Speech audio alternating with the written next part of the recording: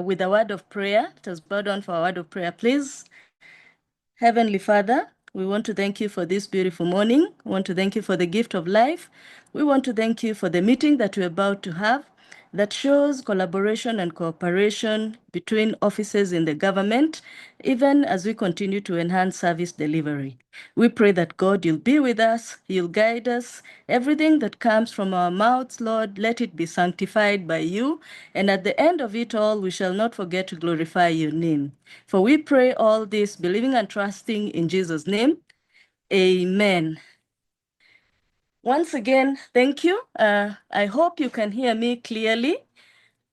Today's meeting has been called by the head, Chief of Staff and the head of the public service, and in collaboration with the State Department for Higher Education and the Principal Secretary in that State Department.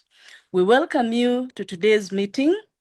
My name is Dr. Carol Hunja. I'm the Secretary, Higher Education, and I'll be taking you through the sessions in this meeting as a moderator. As we continue with this meeting, we have a few things we need to observe, which are housekeeping rules. The first one being, let us kindly use the chat section or the chat button to introduce ourselves, and also to later on, even as the meeting is going on, we introduce ourselves in the chat button, and then we also submit our name, designation, and the institution that we're representing. Then later on, even as the meeting is ongoing, in case you have any response, any reaction, any knowledge, anything that has touched you during the meeting or that you feel is of essence, kindly share it with us in the chat button. Let this be a very easy forum and relaxed forum in which we are sharing our views, we are sharing our knowledge, any comment that we may have. Let us please share it in the chat section. Then for any other question that you may have, let us kindly use the Q&A button, which is on our screen. The Q&A button is strictly for questions. There's a team of officers that is on standby, and that is going to respond to any of the questions that you may be having during the course of this meeting. Otherwise, the usual housekeeping rules apply in terms of ensuring that we maintain decorum throughout the meeting. Let us have our discussions respectfully, and at the end of it all, it shall be for the good of this meeting and also to ensure that we achieve the purpose of this meeting. Now, I will go into recognizing the people who are present in this meeting. First of all, let me start by introducing and recognizing the presence of the Chief of Staff and the Head of Public Service, Mr. Felix Kosgei, who's joined us today. Thank you so much, sir, for joining us today. You are the chief guest in this meeting. Chief of Staff, allow me to also recognize various other persons that are present in this meeting. Our Principal Secretary, State Department for Higher Education, Dr. Beatrice Enyangala, is also a part of this meeting. Karibu sana, Madam PS. Also to recognize officers from the State Department for Higher Education who are logged on. Karibuni sana. I will not take time to introduce all of you. I also want to recognize the staff from the Office of the Chief of Staff who are also a part of this meeting. And I would like to indicate to you that we've been working very collaboratively with them, and it has been a very, very fruitful discussion. I would also like to welcome the chairpersons of council who are present in this meeting. And we have the chair of chairpersons of council. We usually call him the chair of chairs, and that is Professor Bosire Mwebi. Karibu sana to the meeting. I'd also like to welcome the University Council members who are present in this meeting. Also, I want to welcome the Vice Chancellors who are represented and who are here in this meeting. and to recognize the presence of the chair of the VCs, Professor Daniel Mugendi, who's VC University of Embu. Karibu sana. Also want to recognize the Deputy Vice Chancellors of the various universities who are represented in this meeting. To recognize the registrars who are present in this meeting, heads of internal audit, corporate secretaries or heads of legal counsel, and finally, the heads of the various departments who are present here. In case I've left you out, it is not in any way out of disrespect. Kindly feel welcome. Everybody else who's present in this meeting and that I've not mentioned, karibu sana, and let's continue to interact and to work together. Now, as we continue with this meeting, at this point, Chief of Staff, allow me to give a brief introduction of this meeting.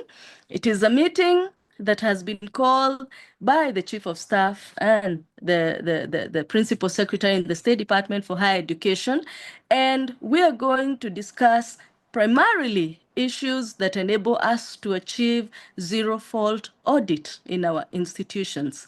Even as we continue with this meeting, one of the things I'd like to point out is that one of the greatest successes that we have as a State Department for Higher Education is that we are consistently responding to the urge by the Chief of Staff that whenever we have any issue that is government related and that it concerns public delivery, we should consistently visit each other physically and have a fruitful discussion and come up with solutions. And so it is through that kind of interaction that we're meeting, even in this meeting of this nature today, so that we can come up with great solutions, with great ideas that ensure we enhance service delivery as a government of Kenya and as public officers working for the government of Kenya. I would not want to continue with this discussion because it is a very exciting discussion that's awaiting us in today's meeting. Just to say karibuni sana, and now to welcome the person who is at the helm and who has been our great leader in the State Department for Higher Education and who we call MAM in this State Department. I now welcome Dr. Beatrice Inyangala, Principal Secretary, State Department for Higher Education. Karibu sana, Madam PS, as you give the opening remarks to this meeting. Thank you.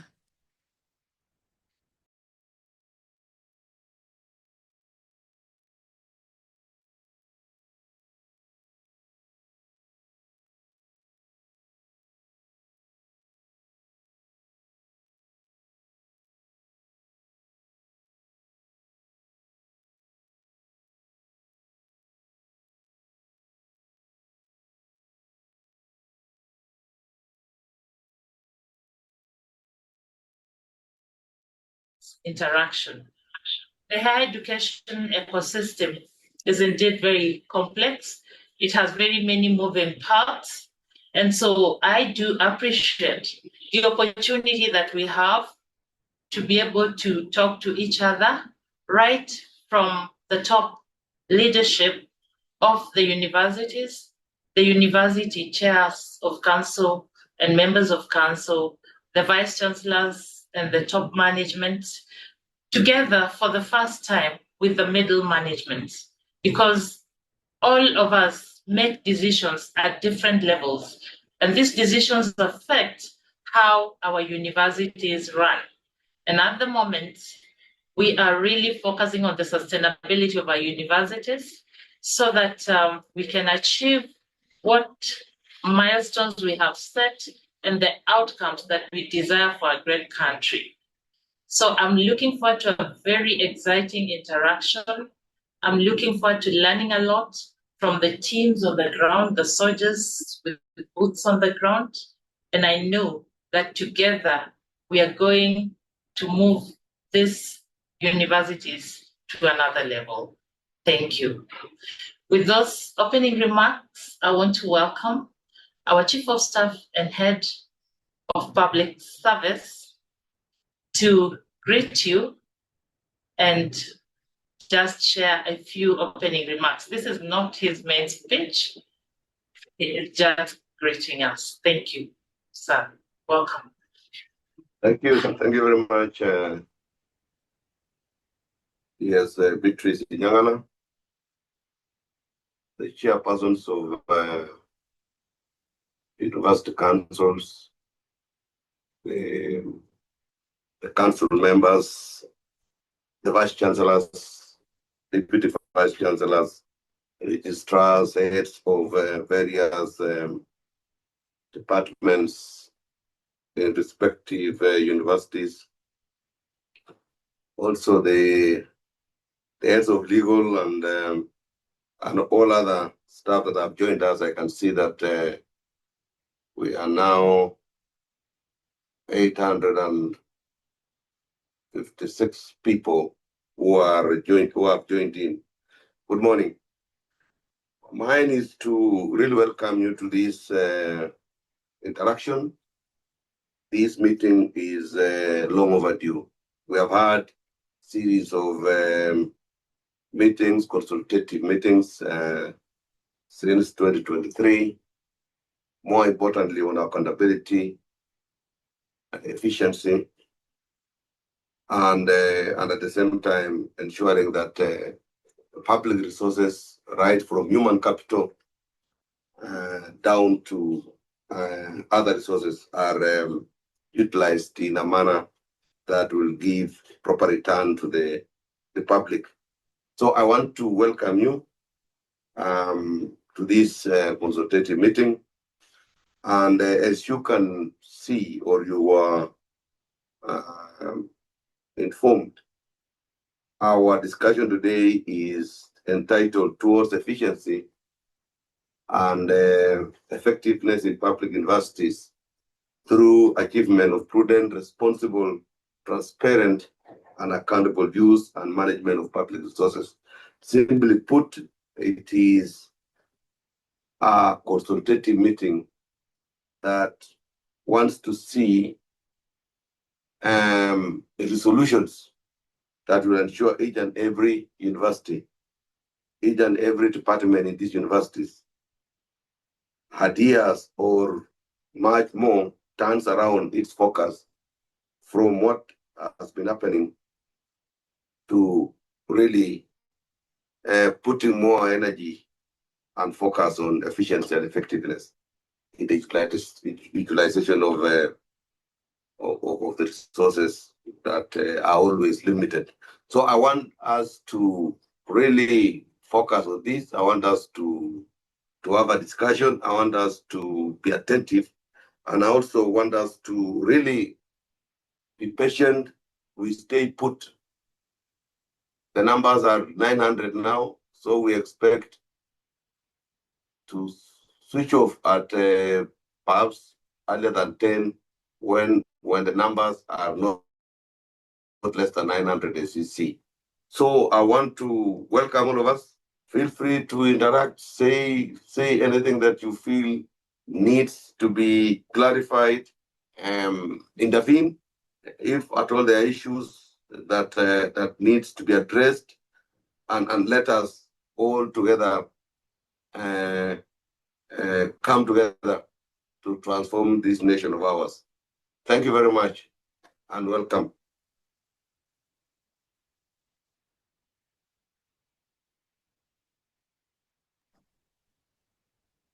Yes, thank you very much. At this point, I'd like to welcome Dr.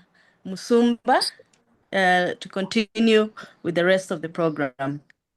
Karibu, Daktari. Yes, thank you very much, Dr. Honja. We are delighted, of course, to be on this call together with the State Department for Higher Education. Our compliments to the PS, Madam Beatrice Nyangala, and your team, together with the entire higher education constituency. I would like to call Mr. Darius Mugaka from the State Department for Higher Education to be able to deliver his remarks in relation to setting of context before we proceed with the rest of the program. Again, I call again to your recollection that we have the queue, and a section at the bottom of your screen, that you can be able to make your, put your questions there so that at least they can be responded to. As Dr. Hunja indicated, there are people on standby to be able to provide information with regard to the questions that you ask, and also use the chat section to be able to introduce yourself and make remarks or any comments that you wish to. I realize that my camera has a problem. I apologize for that. It will be sorted when I come back on, but I'd like to welcome Mr. Mugaka right now. Thank you. Thank you very much, Chief of Staff and Head of Public Service, Principal Secretaries, Council Chairs, Vice Chancellors, and all other senior officers. I'm going to present an overview of universities in Kenya, and we'll just go over the highlights for us to be in context of the discussions today. Next. Currently, Kenya has 46 public universities, including 3 specialized universities, and these are the Open University of Kenya, the National Defense University of Kenya, and the National Intelligence and Research University. Among these, we have 6 constituent colleges, including the recently established Makueni University College. Next. There are 34 private universities, and a part of the 34 private universities includes 3 institutions with letters of interim authority, which brings the total number of universities in the country to 83. Next. And if we look at how they've been distributed within our country, Nairobi has 6 universities, Rift Valley 8, Central Kenya 7, Upper Eastern 5, Lower Eastern 5, Western Kenya 6, Nyanza 4, and the Coastal Region 3. And these are the public universities as they are distributed across the country. Next. The universities currently are in almost each and every county, and they are either fully chartered universities or constituent colleges. And in some cases, we also still have private universities in the various counties. Next. Across the performance of our universities, University of Nairobi has consistently ranked among the top 10 to 20 in Africa. Kenyatta University has also been among the top 30 to 40 in Africa across various rankings. And Strathmore University continues to be the highly ranked private university in the region. Next. Globally, University of Nairobi appears among the top 1,000, both on the QS and Times Higher Education ranking. And there are several Kenyan universities which are featuring in the Times Higher Education impact rankings, aligned to the Sustainable Development Goals contribution. And then there is strong regional competitiveness within the East African community, and Kenyan universities are among the top in the East African region. And the key ranking drivers have been research output, citations, international collaborations, and alignments, and aspects of graduate employability. Next. As we look at the implementation of the bottom-up transformation agenda in the universities, agriculture has been part of the focus, and this has been in relation to research on climate-smart agriculture, value addition, and agri-tech innovations. Then when you look at MSMEs, universities are focused on coming up with innovation hubs and incubation centers to address key concerns in the sector. And this has been aimed at addressing aspects to do with youth entrepreneurship programs, partnerships with counties for SME training, as we address the youth challenge in the country. Next. Next slide, please.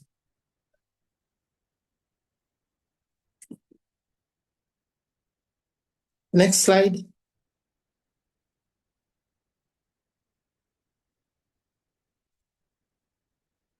Next slide. Alex. In the field of healthcare, we've got a number of medical schools established, and these has continued to expand to address the need. And then these institutions have carried out research in community health and universal health coverage, accentuating and complementing the efforts of government. And under the digital and creative economy, we've seen several establishments of ICT hubs and AI labs in our universities, as well as digital skills training, both for faculty and students, and then the commercialization of the creative arts and the creative economy across the universities. Next. Next slide.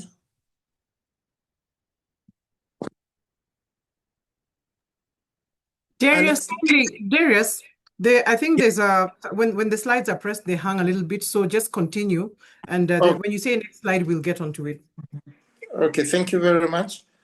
When you look at the four sagas that are supporting higher education, we've got the Commission for University Education, CUE, which deals with accreditation of university programs, as well as ensuring the universities meet the standards for achieving the charter, and then ensures quality assurance within our institution and carries out institution audits across board, targeted at maintaining academic standards and protecting the integrity of our qualifications in the universities. Then we have the Kenya Universities and Colleges Central Placement Services. And this one deals primarily with the student placement to universities as well as TVET institutions, and then career guidance across board. And this ensures transparent and merit-based admissions. Next. We also have the University Fund Board. And the University Fund deals with the disbursement of government capitation to public universities, and currently is implementing the new funding model. And this is aimed at promoting equity-based funding per student. Then we have the Higher Education Loans Board, HELB, which primarily deals with aspects to do with student loans to enhance access for financially needy students across board in order to provide an alternative for financing for those needy cases accessing higher education. Next. Under the new funding model, we're looking at student-centered funding based on the means-tested model, and this is a departure from the differentiated unit cost and the categorization depending on the level of need of the students in terms of vulnerable, extremely needy, those who are needy and less needy, and a word of support in terms of their level of need in respect of those categories. And this has brought about increased transparency in the financing and support given to students, as well as expanding the scholarship component, hence ensuring transition to higher education and completion rates are enhanced. And there has been a reduced reliance on the arbitrary differentiated unit cost approach, DUC, what we used to call popularly as the DUC. Next.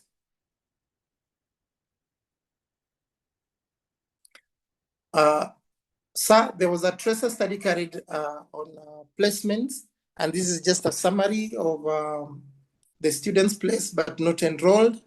There are 45,462 students who failed to enroll despite successful placement. And the gender distribution was nearly balanced nationally. But of special note here is that engineering programs showed male dominance among non-enrollees, those who failed to join their courses, and public universities accounted for 84.35% of the non-enrolled students. Maybe this is attributed to the fact that majority of the students are placed in the public universities. Then the high volume of programs are such as those in education, the Bachelors of Education, and Arts, Bachelor of Arts, and they had the highest number of students who did not enroll. Then we have specialized programs such as data science, software development, and this one had minimal non-enrollment. These are some of the upcoming areas of specialization, which includes artificial intelligence. Next. Some of the challenges facing universities in Kenya. The big one is the financial constraints. This is a major challenge, and this is because of the high wage bills, partly also because of the pending bills and infrastructure deficits in relation to the capital development projects. We also have the student debt and help sustainability as a result of the loans awarded to students. Then there is low enrollment in some of the programs, and equally we have research funding gaps. As much as the universities have a primary mandate to carry out research, funding is a major challenge. And then industrial actions, and this is in relation maybe to the CBAs and other aspects related to the staff, university staff unions. Then we have got infrastructure expansion versus the available resources. And as the student enrollment increases, then the infrastructure needs to be enhanced, and that expansion has been affected by resources. Then we have the digital transition cost as we strive to make sure that we are aligned with the modern technology. There are costs attendant to the digital transition. Then there's competition from foreign and online institutions, as well as graduate and employment concerns. Next.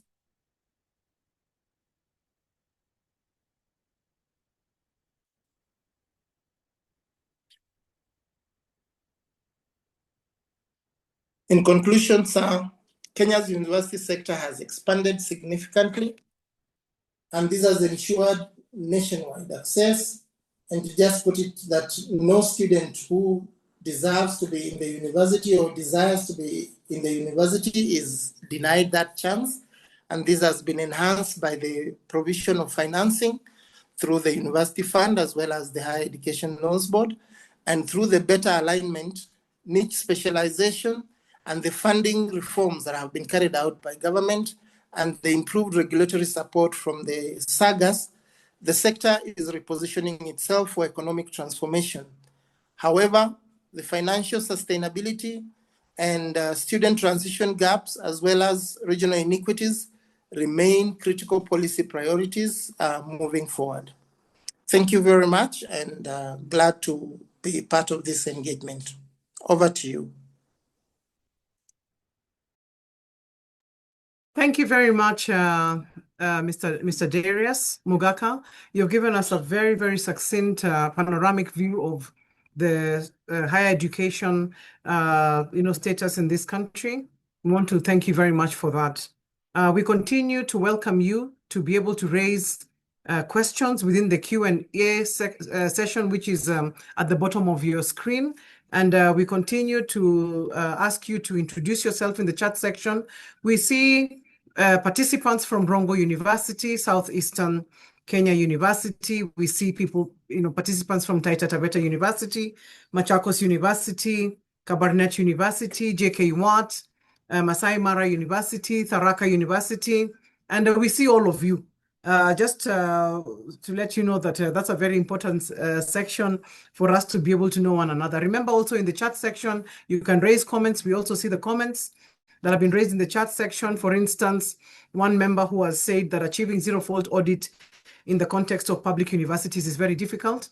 And to be able to respond to that, I'd like to welcome my colleague, FCPA Susan Oyatsi, to be able to take us through a presentation on the achievement of zero-fault audit status within the public universities. And so welcome. Susan.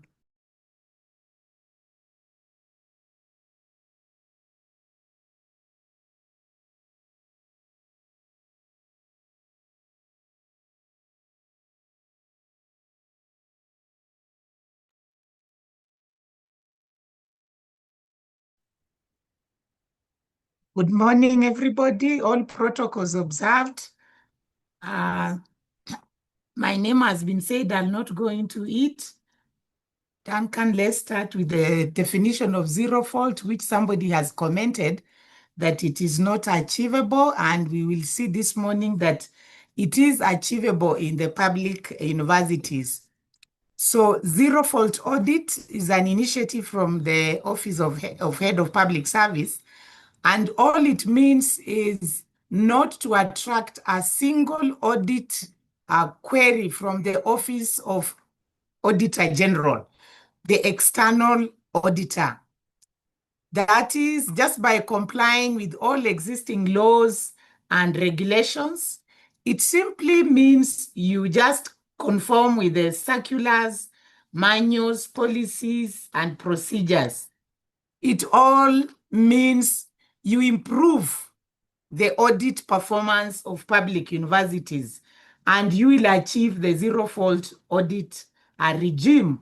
This is very possible. I'm just answering that question. This is very possible in public universities.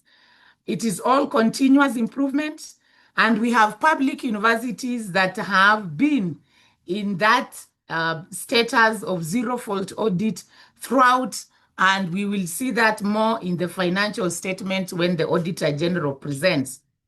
I want, because I'm talking to people with various backgrounds and not just use my technical terms for accounting, I would like us to imagine a hospital. Most of us, we have been to hospitals, we have visited, or we have been patients. So I will use the hospital as an example so that the council, that is the oversight, and the state department and the PS, so that you understand what you are oversighting. When you are told the university has an adverse audit opinion, that university, for the explanation, for the sake of explanation today, that university is in ICU in financial terms. When you hear the university has a disclaimer opinion, that university is in HDU. So you know how ICU is. You are very critically ill, and then not so critically ill, you are moved to HDU. When you hear the university has a qualified audit opinion, that university is in the normal ward. That university is in the normal ward. It is sick also. Then when you hear the university has an unmodified and qualified audit opinion, that university is not near the hospital. In fact, the university is in a restaurant, or the university is in a golf field playing some golf.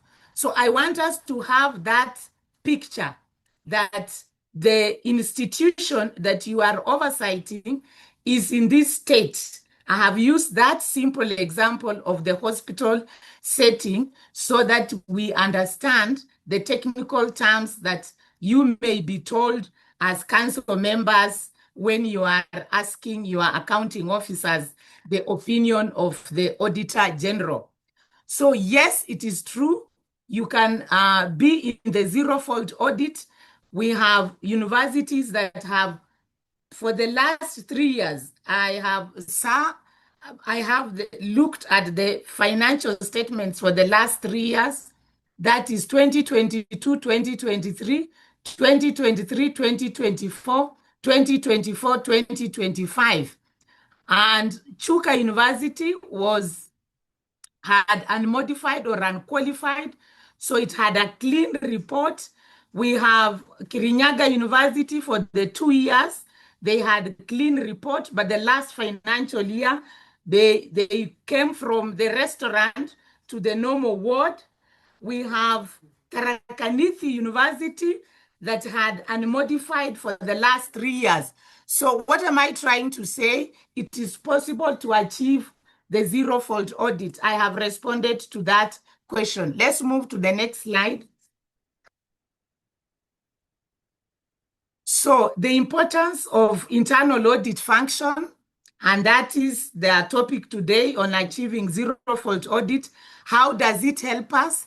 I will not go into many details of explaining the function of internal audit. I expect my professional colleagues to have been having meetings with you as council members, as the leadership of the university, and they have been explaining their role. But for today's meeting, I just want you to know that the internal auditors are risk assurers and they do continuous monitoring. Coming back to my example of the hospital scenario, the internal auditors are actually physicians. When the external auditors are pathologists, they come after the events. So the physician is your internal auditor, a very, very strategic partner in your university.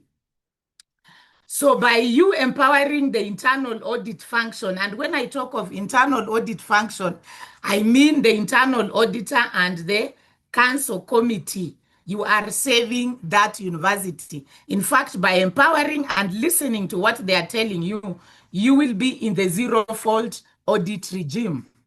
Move on. I just want to look at the key actors of the zero fault audit regime. The key, not that everybody, but the key ones. And the key ones is from the head of public service, who has been very passionate about the zero fault audit. And this, he draws his mandate from the executive order number 1 of 2025, where he's, and I will read it, promote ethics, good governance, efficiency, and effectiveness in the provision of public services through the deployment of right skills, values, and leadership in the Kenyan public service. You are one of the Kenyan public service institution. You know very well you offer a service. You are not manufacturing anything, but yours is a service delivery. And the head of public service has that mandate in the executive order number 1 of 2025. Another key person in zero fault audit, another key actor, and another key strategic partner is the council audit committee. The council audit committee gives a lot of governance and they provide oversight on financial reporting. And you know, finance is the oil that makes the engine to move. So this is a very, very strategic committee in the university setting.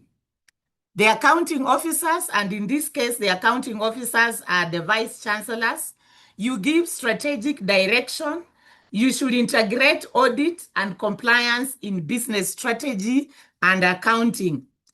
You should hold senior management accountable for audit issues, for audit queries, or for audit outcomes. Then I come to the Public Finance Management Standing Committee. This one is a committee that is in law. I have read the university audit reports, and the universities have the University Management Board, which is a committee in the university.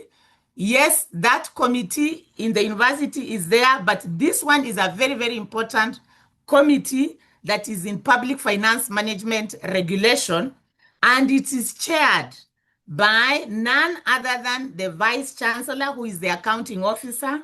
The law prescribes the membership. The law prescribes the mandate.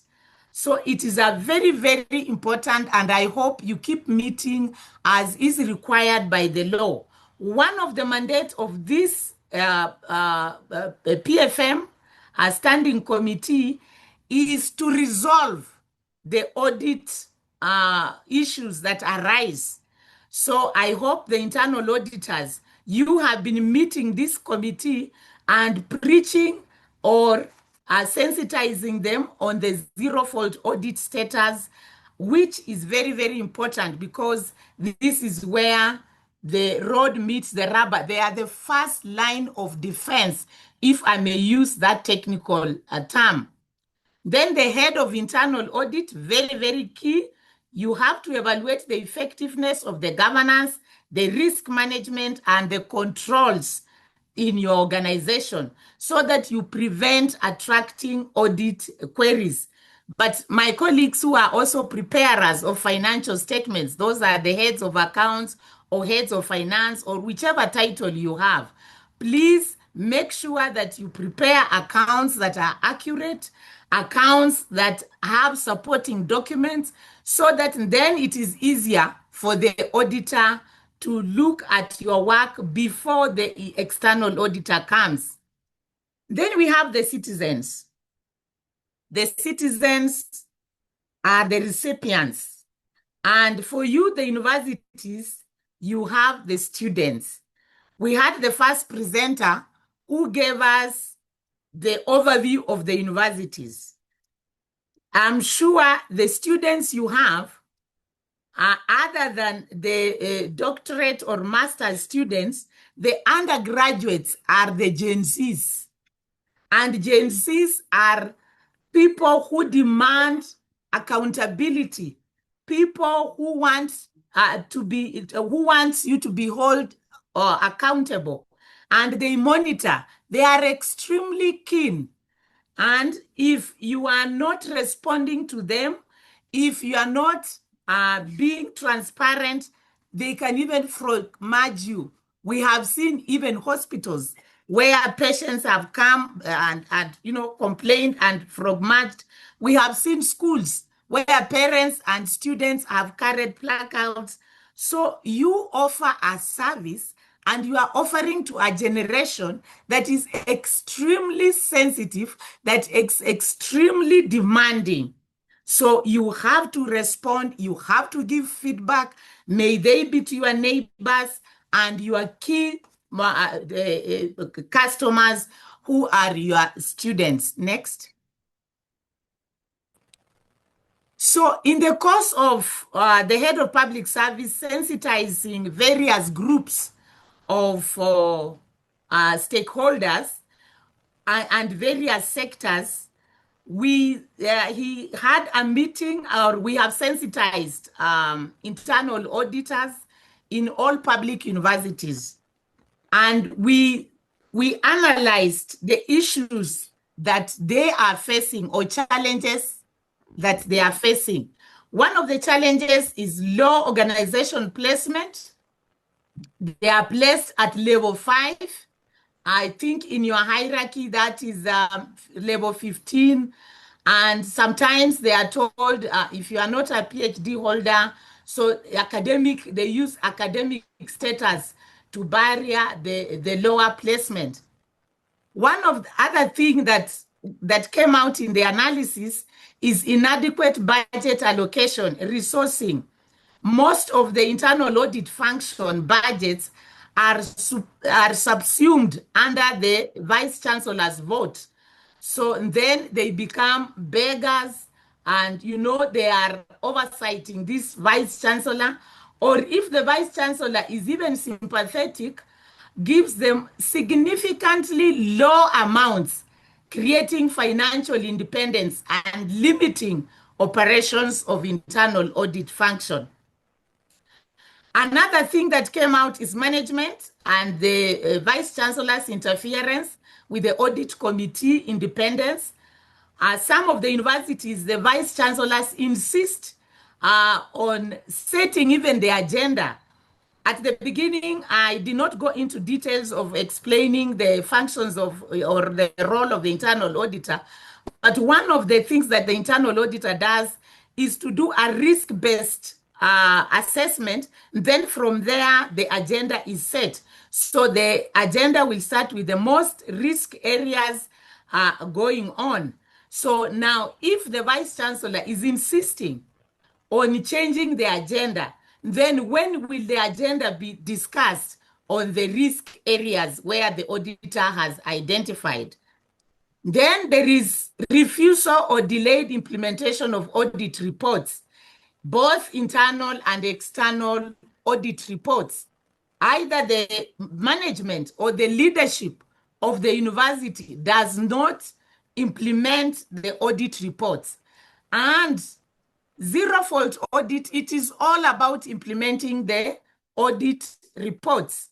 I have said the Public Finance Management Standing Committee, the heads of department that are in this meeting, you are the first line of defense. You are the ones to implement. If it is procurement issues, it is the head of procurement. And if the head of procurement is not implementing, then the Vice Chancellor, the accounting officer, should hold that head of procurement accountable. Our head of public service and the PS, the higher education, most of our universities are automated. Most universities have heavily invested in enterprise resource planning system. So they are heavily automated, but they don't allow the audit function to automate. So the audit function is manual in an automated environment for the simple reason that it will expose more, they will even be more efficient. So you can imagine, here is a patient who is telling the doctor not to visit or not to come and check on him. I gave you the scenario of the hospital and the scenario of auditors being physicians. So they use the budget constraint to say that they don't have enough money. Then staffing challenges, very big university with very few staff in the audit function, and then internal audit function used as a dumping site. Some of the underperforming and disciplined staff are then posted to internal audit when you are supposed to have a very robust internal audit. A lot of intimidation and victimization of auditors when they give out their audit reports. This head of public service has been so bad that sometimes then the auditors are even told, can you take your audit findings to the head of finance, who is a client to that auditor, to save for the accounting officer. Next. And one other thing, I'm sure the external auditor and the internal auditor will talk about it, is resistance to institutionalize risk management. So how do we sustain a zero-fault audit? We should have a strong internal audit. I will not talk more about it. I have talked. I have in very many forums, the head of public service has been emphasizing this. They need cooperation while responding to management issues. We should build a continuous improvement mindset, and we should monitor the annual budget, procurement budget together, because these are domiciled under somebody else. So when the auditor tells you you are off the budget, you are off the procurement plan, please collaborate. Enhanced documentation. My colleagues who are preparers of financial statements. Engage oversight bodies. For the council members, ask your audit function whether they engage the external auditors, whether they have meetings with National Treasury, whether they have regulatory meetings with the procurement, and get the feedback and use it to improve the system. What is required from the key actors? Continuous, I will use that word 3 times. Continuous implementation of audit recommendations. When I say audit recommendations, I mean both internal and external audit recommendations. the topic and which the head of public service started at the beginning. It is to use the public funds prudently, responsibly, and be transparent and be accountable. This is Wanjiku's money. This is Nekesa's money. This is Fatuma's money. This is Yusuf's money, whatever you call it. That is public resource. We have to be very, very prudent. And we have to be proactive in management of risk so that we don't get surprise audit queries. What is the next step?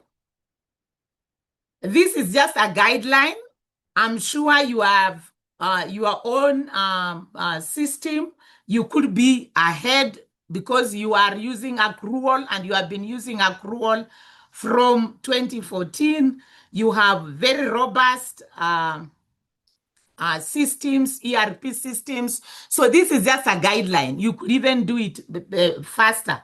You could even do it better. But those dates, please, council members who have logged in, ask your accounting officers. I don't know whether you know the opinions that you received in the last financial year. The Auditor General has completed them on 31st of December. We have done 7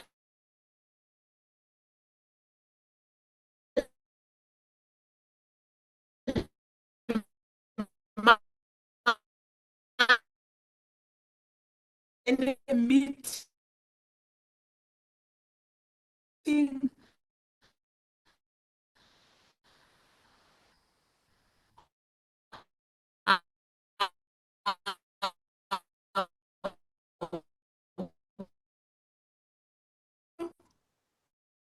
Remember, know whether you have choosing external auditor. This is done as the oversight. So in conclusion, the campaign is firmly in its delivery and accountable phase. All actors must remain engaged and aligned. And yes, zero-fault audit is possible. I have given you the names of those universities that have achieved that. I just want, and I know the Auditor General will give you more details, but sir, allow me to give you a quick summary of the 3 financial years that I looked at. And 2022-2023, we had unmodified reports of 8 universities. We had qualified reports of 28 universities. We had adverse reports of 3 universities. 2023-2024, we had unmodified reports of 12 universities. We had qualified reports of 28 universities. We had adverse reports of 2 universities. 2020,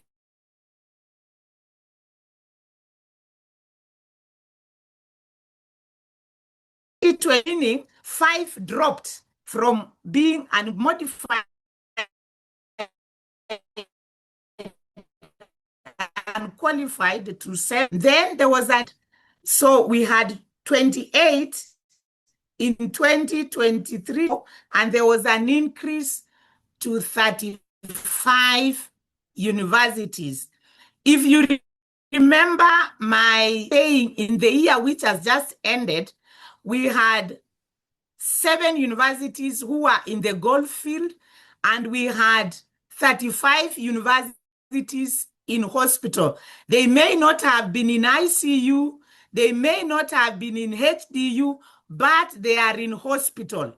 They could be in various wards. Those old universities were in, for example, adult wards, and the young universities were in children's ward, and both male and female. So it is not a good picture, Madam PS. I'm not reporting any university, but from 28 to 35, we need to pull up our socks. Thank you very much for listening to me.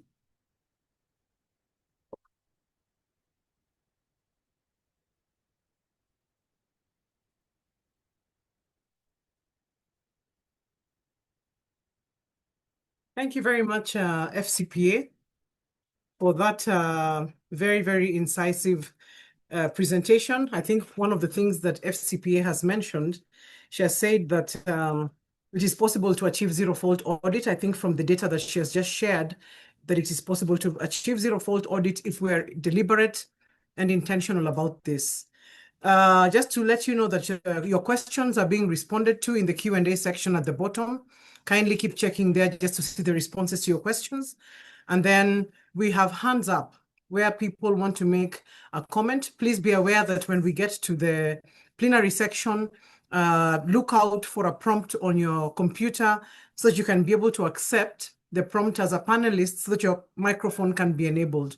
I'll just repeat that. For those who will wish to say something during the plenary, and your hands are raised, you will be enabled at that point. Look out for a prompt on your computer where you'll click the button for panelists so that your computer is enabled and you're allowed to speak when your name is called. Just also to let you know that this presentation is going to be shared to you immediately. The presentations that are being made right now will be shared with you immediately after this meeting, including the recording, so that you can be able to look at it again, in your time.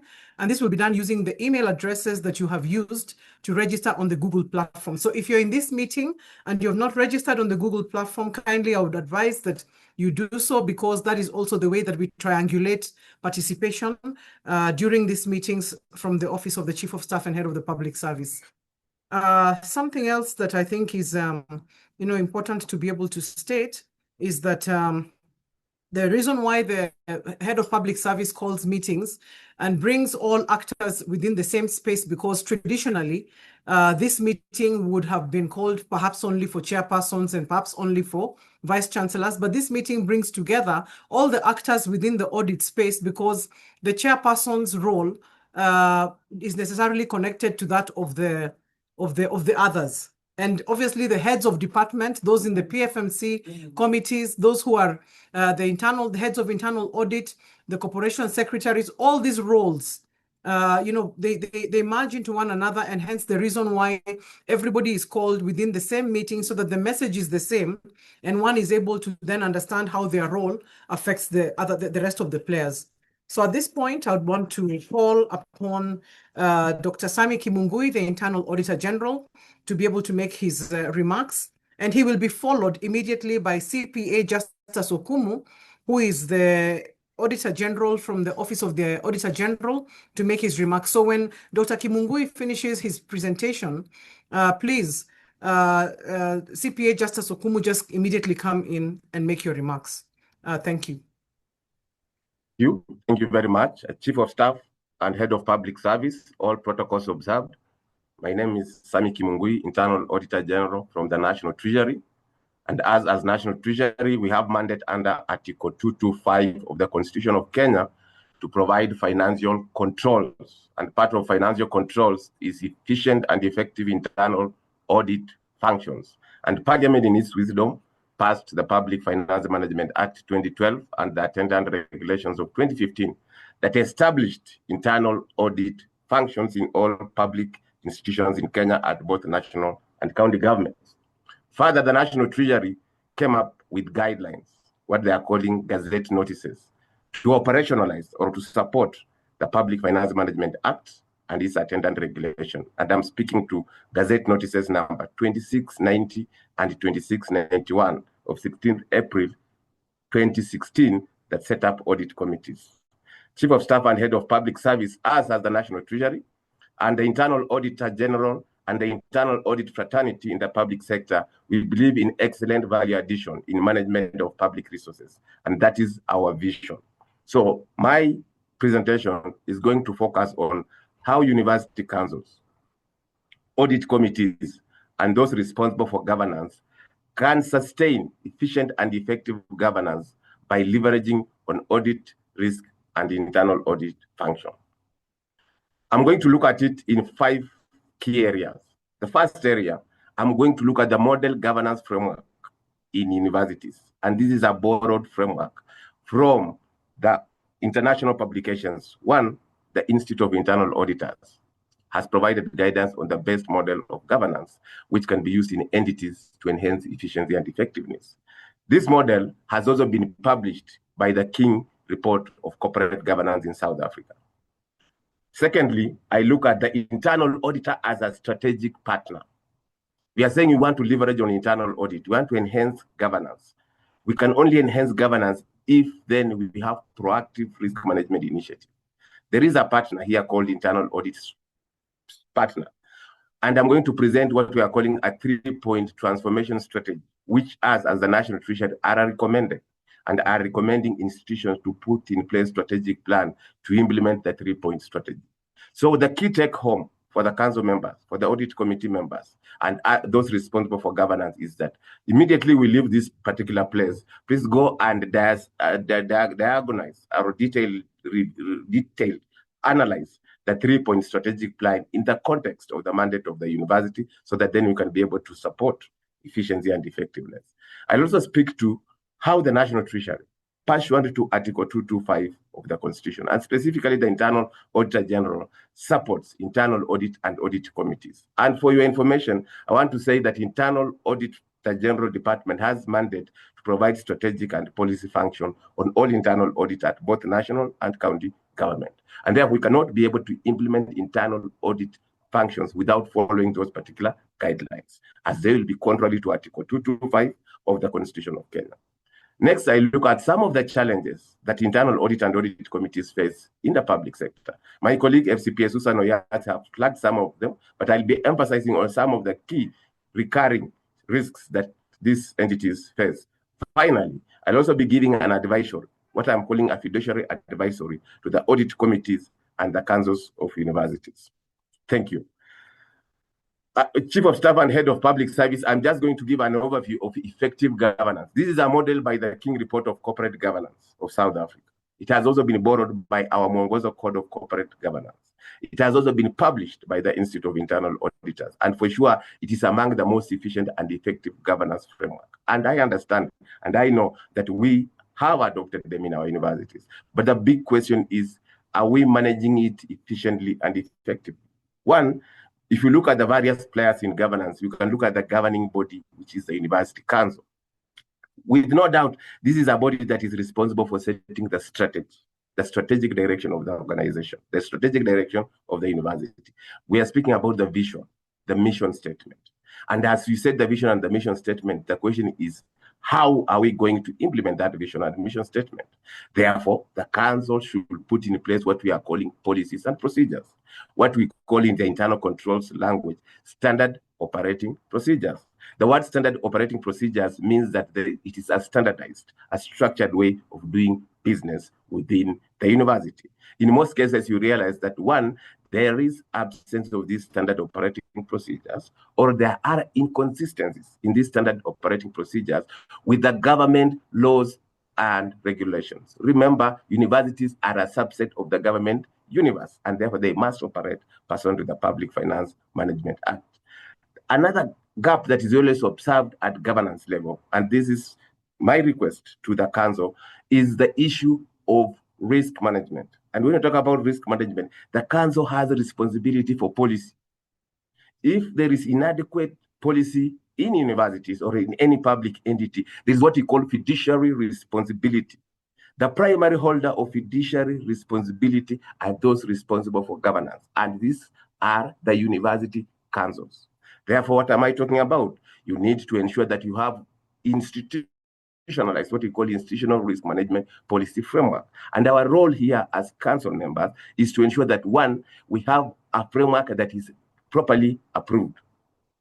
Two, we have set what we call the risk appetite and the risk tolerance statements. When we say the risk appetite and the risk tolerance statement, these are the limits within which the management is going to manage programs and projects within the university.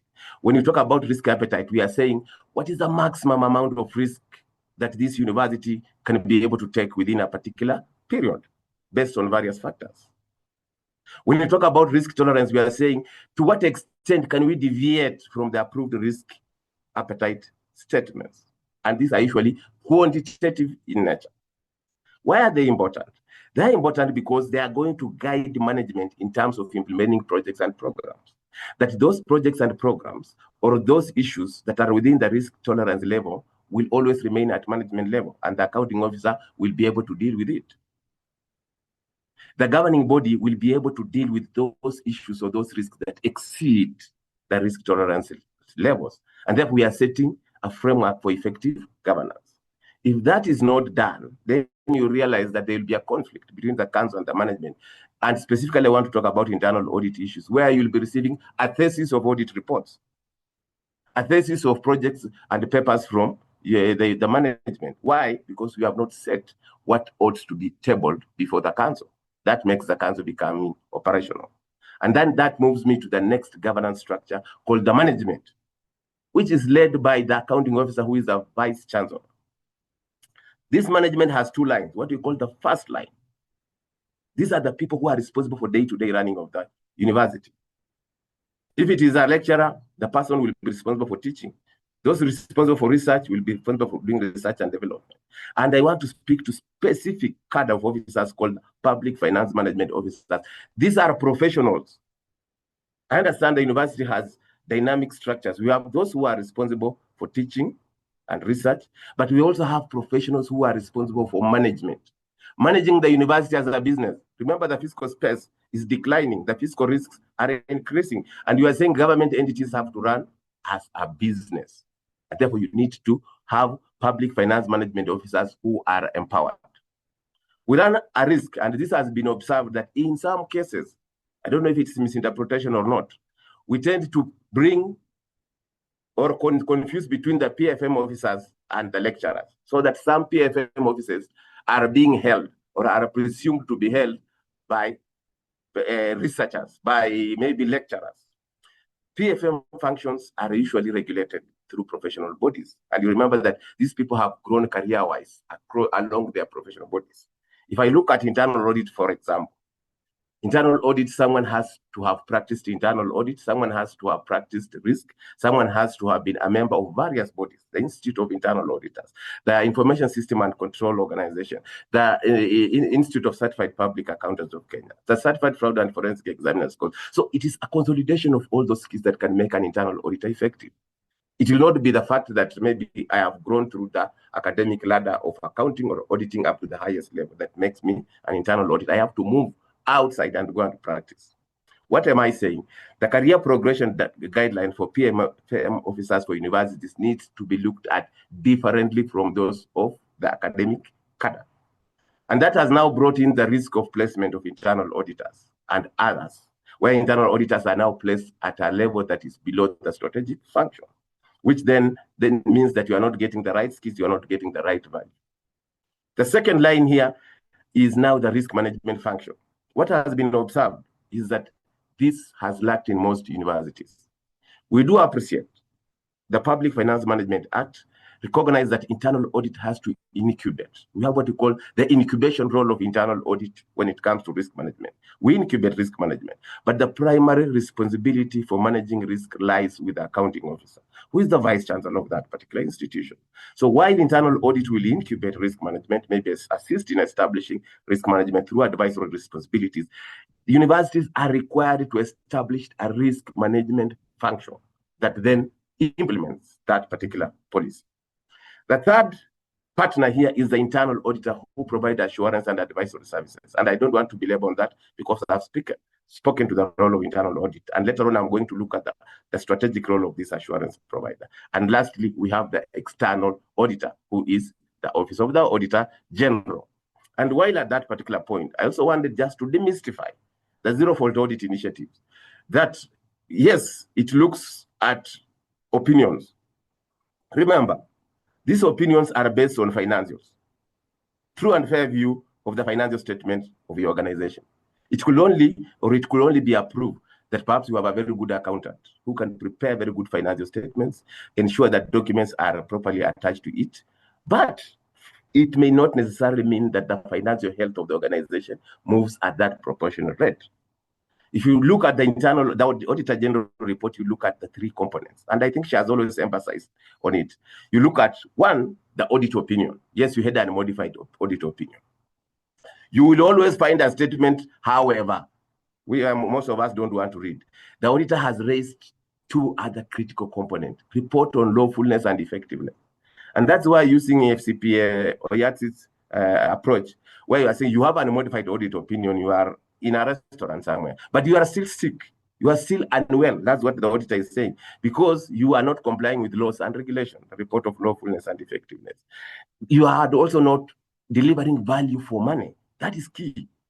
That is key, because as government, especially those entities that are not commercial, we don't earn dividends. We don't earn earning per share. Wanjiku, Chepto, Nekesa, among others, they want to see value for money, efficiency, effectiveness, and economy neutralization of those resources. The auditor makes her pronouncement at paragraph 2.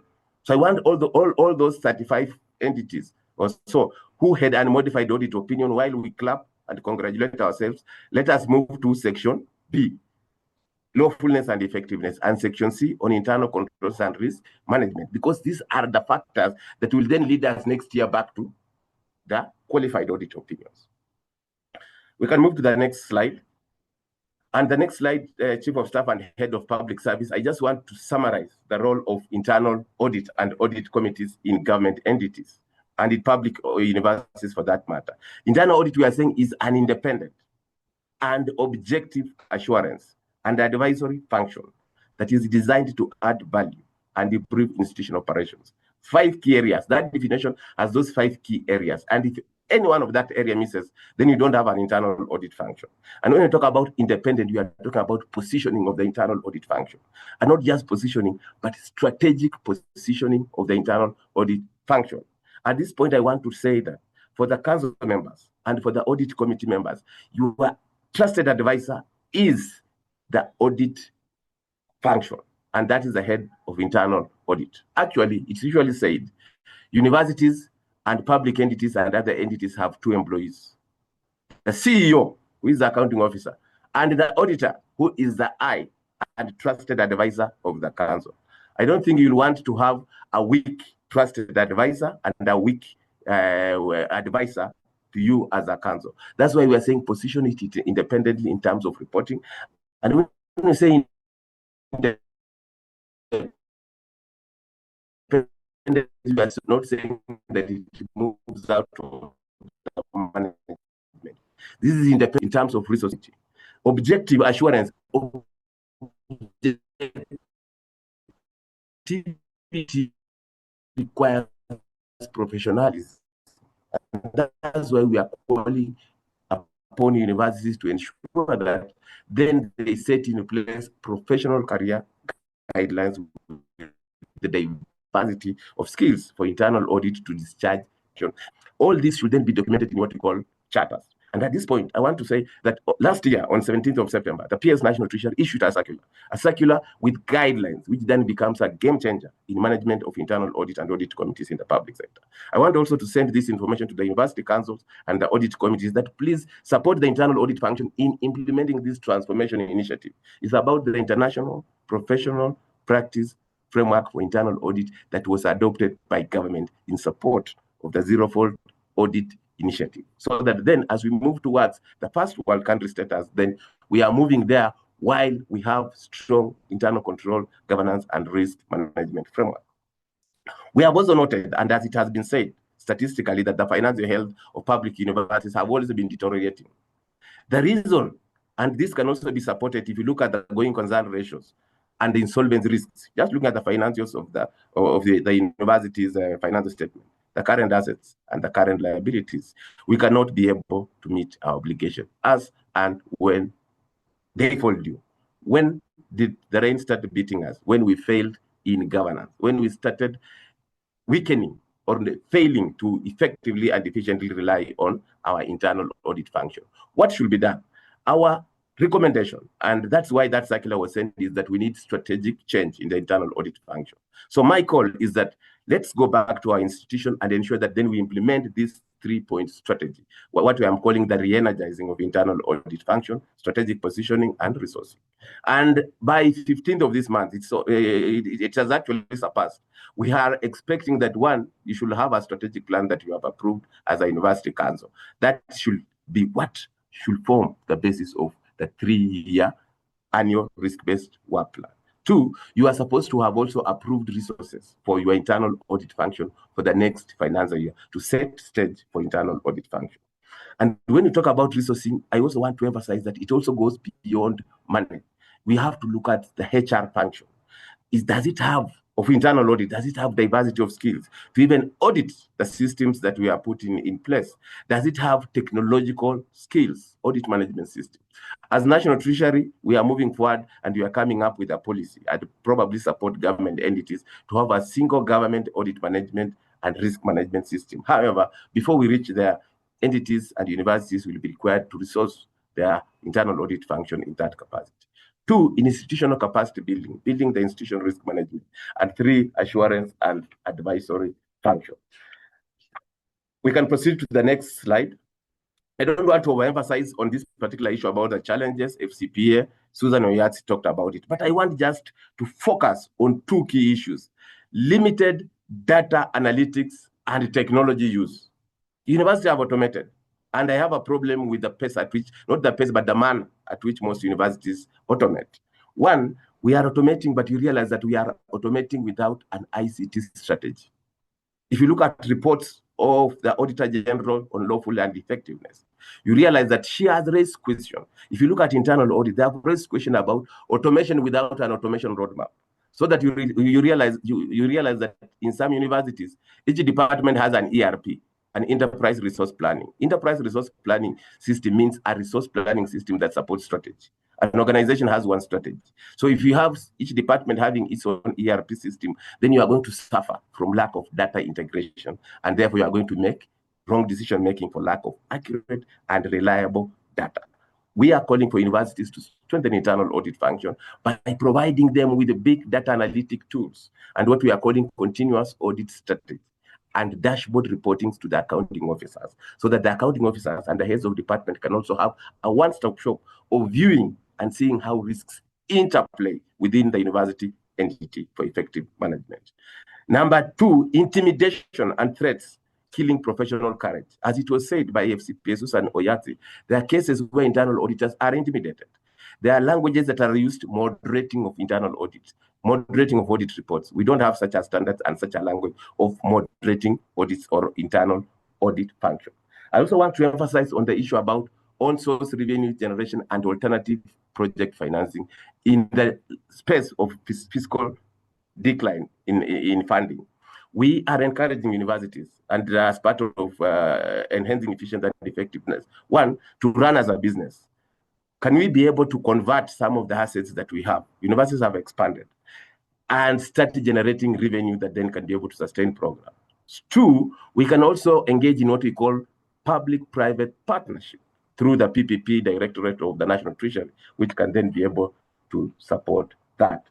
And lastly, I want to emphasize and also call upon University Council that as we exercise our oversight roles and responsibility, then we need to maintain 3 key areas. 1, we need to ensure that our hands are off, because we have had cases of interference, that we do not get into operation.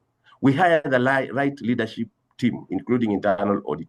So how deep do we go? We only emphasize on issues or risks that are beyond the risk tolerance levels, and we put our fingers out. We have delegated to management. Let management run their business and report risks to us. And finally, our nose should always be in, and this nose of ours is the internal audit function. Thank you very much, Chief of Staff and Head of Public Service, and all listeners. I submit.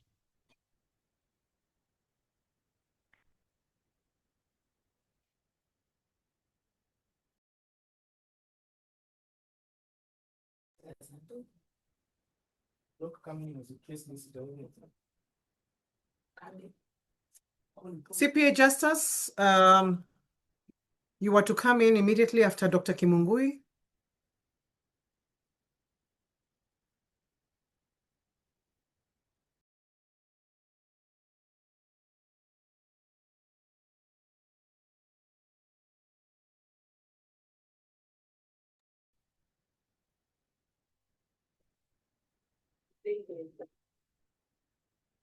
FCS Simon Indimuli, are you available? Or just yes, I'm available.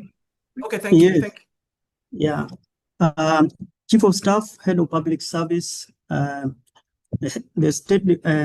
PS, State Department for Higher Education and Research, Vice Chancellors, Registrars, and all protocols observed. Good morning. It is my pleasure today to do a presentation on behalf of the Auditor General in one area, which is on cross-cutting issues, and I'll be very brief because some of the issues have already been mentioned by previous presenters. First, the issues that are cross-cutting here are mainly on governance and financial reporting. But before I go to that, I would like also just to draw your attention to the mandate of the office, and which is enshrined under Article 229 of the Constitution of Kenya. Among the three arms of government, the Auditor General is required to audit. We have the legislature, the judiciary, and the executive. And the universities fall within the executive arm of the government. And on the part of the clients, which is the universities, you are expected to submit, you are supposed to submit financial statements, and then the Auditor General is supposed to audit under Section 48 of the Public Audit Act 2015 and report to Parliament every year. So that is the outline of the mandate of the Auditor General. I would like to also to take you to maybe the objective. First of all, the opinions that we have on the financial statements. This one has been spoken to by FCPA Susan, but I'll just highlight as we go along. One key area I would want to emphasize on is the disclaimer of opinion, which over the last 3 years has not been raised on any of the entities or the universities. However, we have had a number of cases under qualified opinion, a number also unmodified, and a few adverse opinion cases. Of course, a lot has been said about this, and you know the adverse opinion is not that good. It means, as has been said, all is not well, and improvement is required in the systems of financial management. And then qualified opinion is equally not very good, but it shows that there is room for improvement and moving to unmodified opinion. The next slide.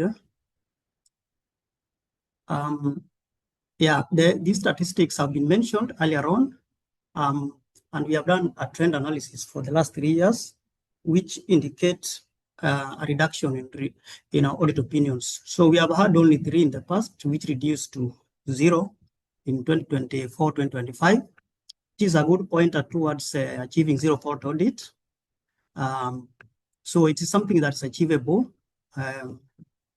contrary to maybe what some of us might say or think. Now, we have qualified opinions, which are actually going up a bit over the last 3 years now. That is 7 in number, as from 28 in 2022-23, which is not a good signal. It means all is not well in some areas of financial management, risk and governance of the institutions. This one needs to be looked into. We have also had unmodified opinions, which have recorded inconsistent trend, fluctuations along the way, which means some things still have not been addressed in terms of the systems or strengthening of the systems and compliance issues. But by and large, we have had a total of 123 audits over the last 3 years, which we are going to speak to here. In the next slide.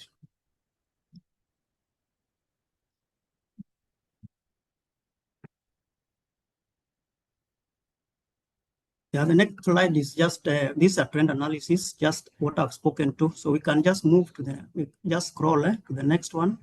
I think because this will be shared, I don't want to speak to them again. I want to go to the issue of governance and accountability implications of these audit opinions.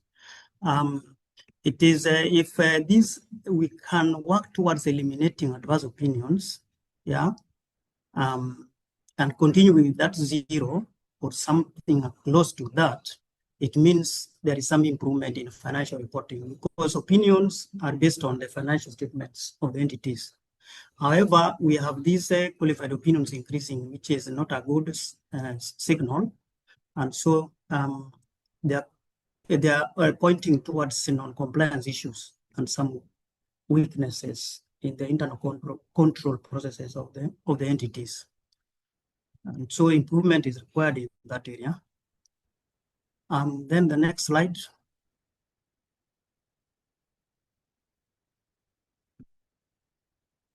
The next slide. Yes. Now, very important here is the common drivers of qualified opinions. And it is more, we have emphasized on qualified opinions because most of the entities received this opinion. And they are mainly because of various weaknesses in presentation in the financial statements, and even lack of disclosure of some basic information or wrong disclosure of information. There are also cases of inaccuracies and in the financial statements, unsupported changes or adjustments to balances between one set of financial statements and the next one, especially during the audit. This one has been noted over the years. We have also had cases of, especially under receivables and payables. We have cases of unresolved variances or discrepancies over the years. And this one has been reported under prior year matters, where we have unresolved matters and they have been recurring. We have also expenditure, which is unbudgeted and also on some occasions unsupported. And this one is based on, of course, this based on what the approved budget versus what the universities actually spend. These are issues that are actually cross-cutting in the universities.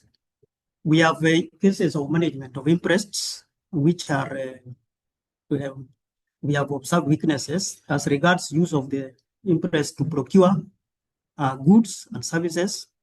There are also cases of expensing interests, and you all know that interests are supposed, they are accountable funds. You have to somehow indicate how you used it by show of evidence or documents. But sometimes these ones are expensed and treated as such, which is not right. There are also going concern issues on a number of universities, negative working capital, which means the assets, current assets are less than current liabilities. An indication that even the payment of or meeting of obligations as and when they fall due is normally in doubt. And so we also have deficits which have been there for quite a number of 3 years or so in a number of institutions. This needs to be looked at. We have cases of long outstanding receivables and payables, also related to the issue of going concern and negative working capital, because long outstanding receivables might not be collectible and they're affecting the working capital. The same to payables, an indication of inability to pay. Statutory deductions, part of payables. These ones, pay, pension, withholding tax. This one is almost cross-cutting in the universities. So this means there are cash flow problems, and so this needs to be managed, looked into, especially current assets and liabilities management. So the next one, of course, we have indicated there that when we have a recurring negative working capital, there are clear indications that the entity is heading towards insolvency, which is actually avoidable with if strong institutions, strong systems are put in place towards managing and monitoring the performance of the assets, especially current assets and liabilities are put in place. We also have cases of cash balances and bank account balances which are not supported by certificates and even cash books. And this one is a bit cross-cutting also. So the universities need to look into this one. The next one is under assets. We also have cases of assets registers, which are there, yes, but lacking key information for tracking and monitoring the location and usage of the same, and even ownership. We have also idle assets in some universities, especially land. There are universities with huge tracts of land, which can be used into put into productive use, but you find either they are not used or they are suboptimally used. So the universities can look into better ways of utilizing these assets, especially land, which for those that have huge tracts of land. Then we have on procurement, we have also noted across the board issues concerning failure to follow regulations, policies on procurement. And so you find items are procured which are not needed or procured at exorbitant prices. And so there's lack of value for money in some of the procurements. Then we have internal controls. And this where now we have the internal audit, which as the internal audit auditors have talked about, and the audit committees. We have noted cases of ineffective audit committees and the internal audit functions, mainly because of lack of proper resourcing. Yeah. And also the issue of ICT governance gaps, where we should be automating operations, we go manually. So the next slide. Yes, so way forward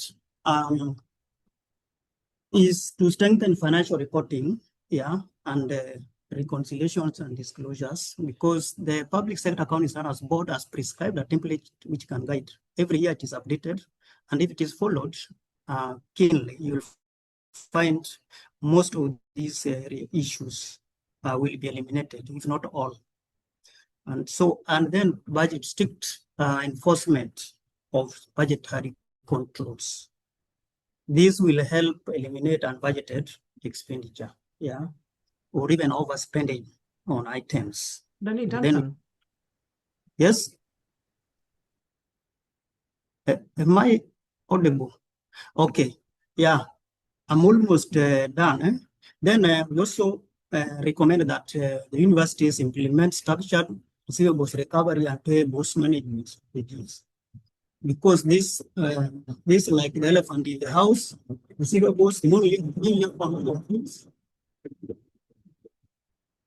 million audit fees, and if this failure to recover the receivables is actually directly related to the failure to pay to clear pending bills or payables. So if you are not collecting, you cannot not meet your immediate or current obligations.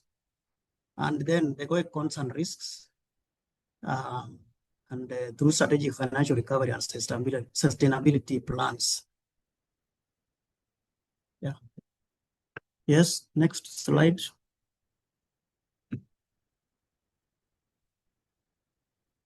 Yeah, so we are also recommending that the statutory reductions, which are part of the payables and some of which have been outstanding for long, there should be strategies of ensuring that these ones are reducted and remitted according to the laws, the prevailing laws and regulations. Then we have cash management issues, yeah, which should be strengthened through doing monthly bank reconciliations, as the regulations require, the PFM regulations require that we do this every day to confirm that our balances are accurate and the transactions are valid. Yeah, without this, we cannot also meet our obligations. Then regular asset verification and valuation, because we have cases of assets which have been used for over 5 years. Some have zero book values, and they are still in use, but they have not been revalued. And proper management of registers. Once the values are determined, we should have record them in the assets registers and properly update the same. Then enforcement of compliance and strengthening of management, and this one lies clearly with the accounting officer. Then oversight by the University Councils and management is another area that we believe should be strengthened in order to improve financial management, the system for financial management in the universities. Thank you very much. Thank you very much, CPA Justice, for that word and advice coming from the Office of the Auditor General. We continue with our meeting, and I just want to recognize other universities that are here, the membership from Multimedia University of Kenya, Kabianga University, Technical University of Mombasa, University of Eldoret, Machakos University, Kenyatta University, Masinde Muliro University of Science and Technology, Murang'a University, Mamangina University College, and others that we'll continue to mention. Bomet University, of course, the newest kid on the block. We also see you on the call. Now, I want to again remind you that there'll be a session for the plenary immediately after the head of internal audit representative speaks. So kindly at that point in time, if you do wish to say something, ensure that you've raised your hand so that your microphone can be enabled, and ensure that you click the button for panelists so that you're enabled to speak. Now I'd like to call Mr. Simon Indimuli, who is the Secretary, State Corporations Advisory Committee, and he'll be followed immediately by Dr. Isaac Kibet from Embu University, who will represent the heads of internal audit and be able to share his one or two words with us. So in that order, kindly you're welcome. And I would also request that we try to manage our time so that we're able to have a fruitful interaction. Thank you. Thank you so much, Dr. Linda.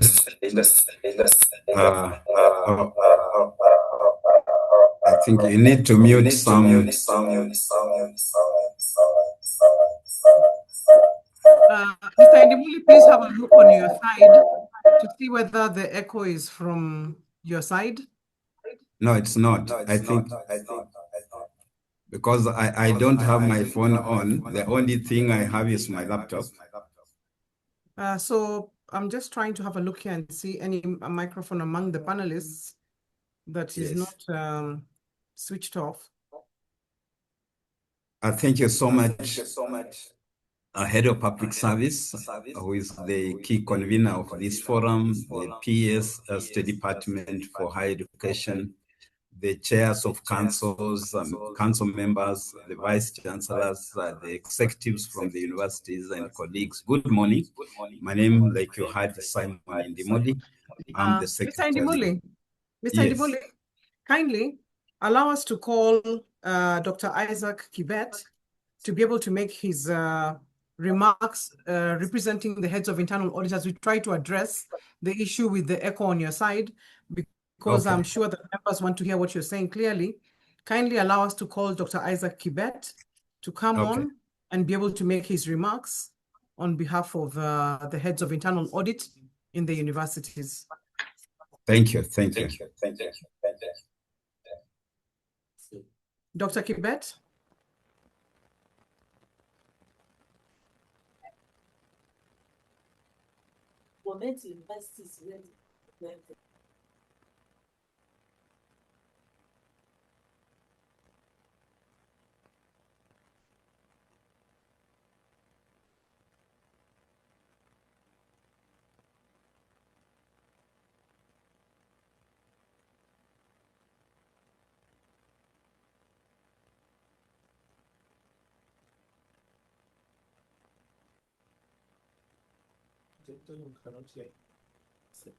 Dr. Kibet, we can't hear you.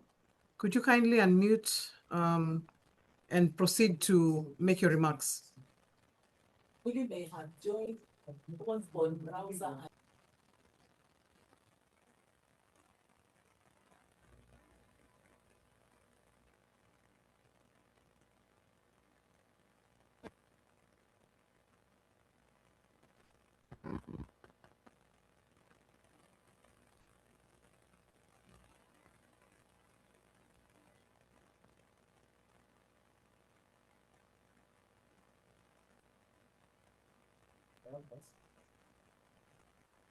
So, members, as we continue to, with the meeting, I've requested FCPA Susan to come and make, to provide answers to some of the issues that you have raised, which she was going to do after the plenary, but we've asked her to come on so that we can be able to address some of the technical challenges.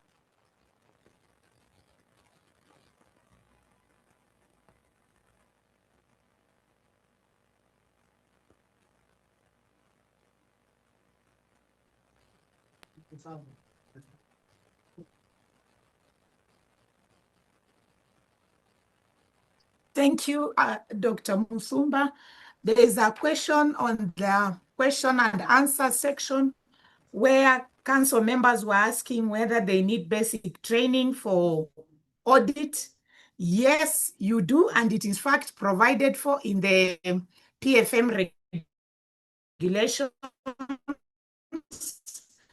Some of you may not be finance experts, so it is important that the university and their community for training, there are so many institutions, the Institute of Internal Audit, there is ISPAC, the regulator for accounting, that offer these courses. And then another question was that should council members who are in the audit committee meet external auditors, that is the OAG. In fact, it is in law that you should be in the audit process. But you can even have meetings with the external auditor at your own time so that they walk you through, like the way we've had the the external auditor explaining, to explain some of those things that may be a bit technical to you. Then there's a question about audit committee going through the financials, the audit report, the audit opinion that I've just read. And this, let me tell you, council members, that is your role. That is your primary mandate, to go through the audit report. It is there in law. In fact, if you have not been going through it, then you are not doing anything, any work for that university.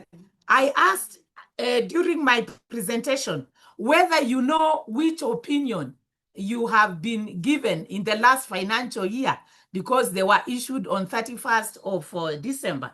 So that means you have not gone through, and that is your primary role as the audit committee. Now, I gave the scenario of the hospitals, and I said, if you have unmodified, a clean audit report, you are in the restaurant or you are in the golf field. And I said, if you have qualified, you are in the ward, you are sick, you are in the ward. And if you have adverse, you are in ICU. And if you have disclaimer, you are in HDU. Now, we are talking of going to Singapore as a country. And yes, we can, because Singapore was just where we were at the beginning. And head of public service, if we have 35 universities, 35 in number, that are in the normal ward, they are sick. And in this ward, we have the new ones. They could be in the children's ward. We have the old ones, they are in the adults ward. How will we go to Singapore? How will we reach there? That is a question that goes to the audit committees. You are the ones to help us go to Singapore. And yes, there are universities that have been in the golf field. They have been in the restaurant. Then they go back to the ward. I have a university which was adverse. So if you remember my comparison of adverse is being in ICU. So this university, and this is Turkana University. Turkana University in the year 2022-2023, it was in ICU. We all have visited people in ICU and we know how critically sick they are. But this university, the year that followed, that is 2023-2024, they walked from the ICU to the restaurant. You can imagine that scenario. What did they do? How come these other universities cannot do that? You are critically sick 1 year, the next year you are playing golf. It is possible. What these people may have done, I'm not part of the council, I don't know, but I believe they must have been intentional. Like, let's address these issues that are making us to be in ICU. They must have been intentional about it. I have had universities where they are in the field, they are playing golf. And then the next year, they go to the ward. So what has happened? There is something that you have dropped. And when I was explaining about zero-fault audit, it is continuous improvement. And this continuous improvement must be intentional. You must say, I will address this, and I have this timeline. There is also a question about accounting officers, and in our case, accounting officers are vice chancellors attending audit committees. The vice chancellors are invited to attend the audit committees if there are issues that concern them. But in normal circumstances, they are not supposed to attend the audit committees.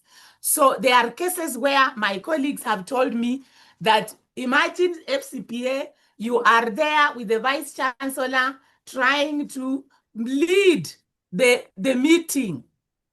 That is not a practice that is good, but when you are invited, please attend the meeting. The meeting that is statutory for you to attend is the entrance meeting for the external auditors, the exit meeting for the external auditors. But hii maneno ingine, they could be discussing you. So how will they discuss you when you are seated there? It is only proper that you let them discuss you and then you come and make the corrections. We all make mistakes, and if the mistakes are corrected, we will go to Singapore. Thank you.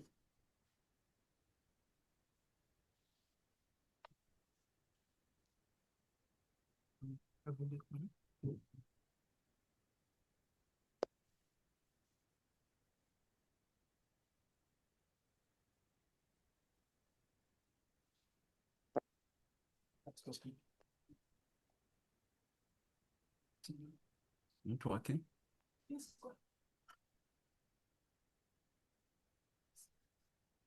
Okay, thank you very much, Head of Public Service, for convening this forum.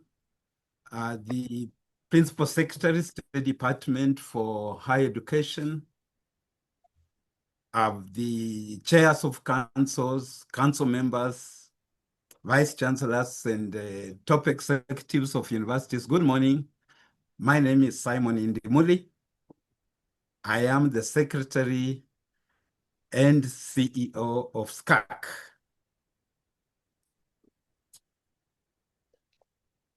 Yeah, thank you very much. I think now The echo is not there. I'm making a very brief presentation on the pillars of governance for public universities. I hope, Duncan, you can project. Thank you very much. So providing the basis for governance of public universities, which is anchored on Section 15(1) of the State Corporations Act and various other legislative instruments which provide the mechanism for governance of universities as any other state corporation, and that is the council. The council retains the responsibility for the proper management of the affairs of the universities, and they are therefore supposed to put in place various mechanisms to ensure that that oversight that they provide is effective. So I'll very quickly highlight just about 7 critical pillars that any council once appointed has to make sure that those kinds of the instruments, those pillars are in place to form a basis for the oversight that they provide to the universities. The first one, and you go to the very first one. The very first one is the strategic plan, which is a very, very critical pillar. The strategic plan provides the direction for a university. It is supposed to be the anchor for all other actions and instruments that are developed to run a university. Now, the strategic plan, one thing that we have realized, some of the strategic plans developed by universities do not find anchorage on the national development goals. And the national development goals, like most of you know, are anchored on 2 instruments. The first one is our Vision 2030, and the next one is whatever instrument, blueprint is provided by the current administration. And for now, it is the better. Therefore, every council has a duty to ensure that they have a strategic plan that then gives direction. It sets, in fact, when it comes to matters academics, it is the one to provide the direction that the academic programs or focus of the university is supposed to have. It's supposed to set this risk strategy and appetite. My brother Kimungui raised that. And also to set the basis for other business plans that are developed. The business plans, when we are talking to universities, we are talking about the annual work plans. We are talking about the budgets.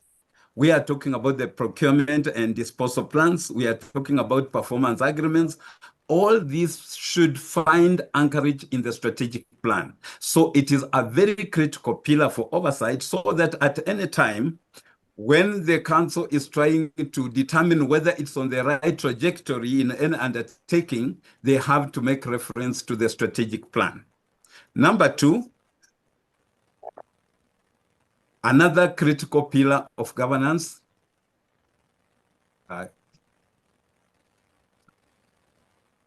is it? Okay, the annual budget. The annual budget is a very critical instrument. Now, I think one of the problems that we have with the budgeting process in universities is that when you look at the budget sometimes, they are actually not reflective of what a budget should be, because a budget is actually a link between the current policy priorities and the resources that are available and reflected properly in the strategic plan.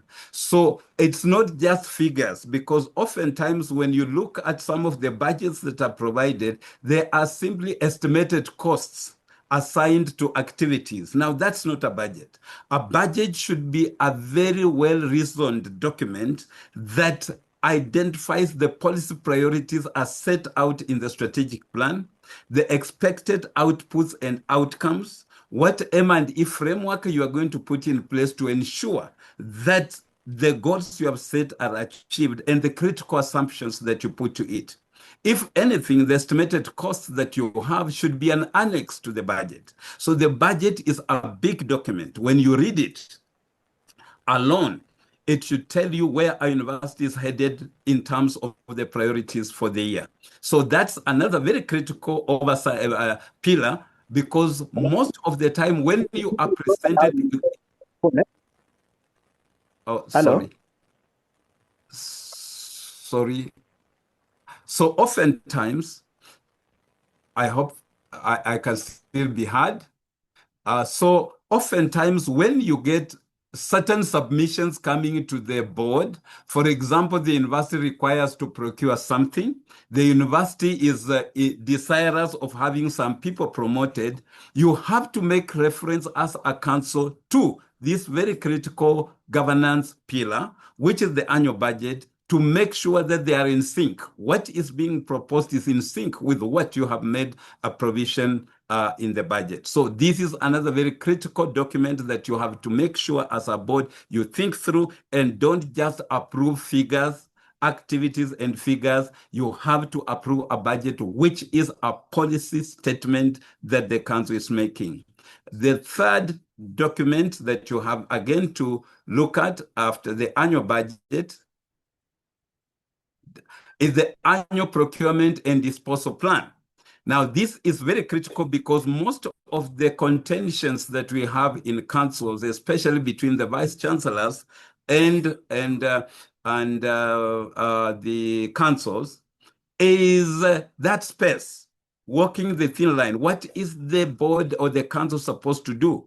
And what is the governance area? What is the governance space for the chief executive?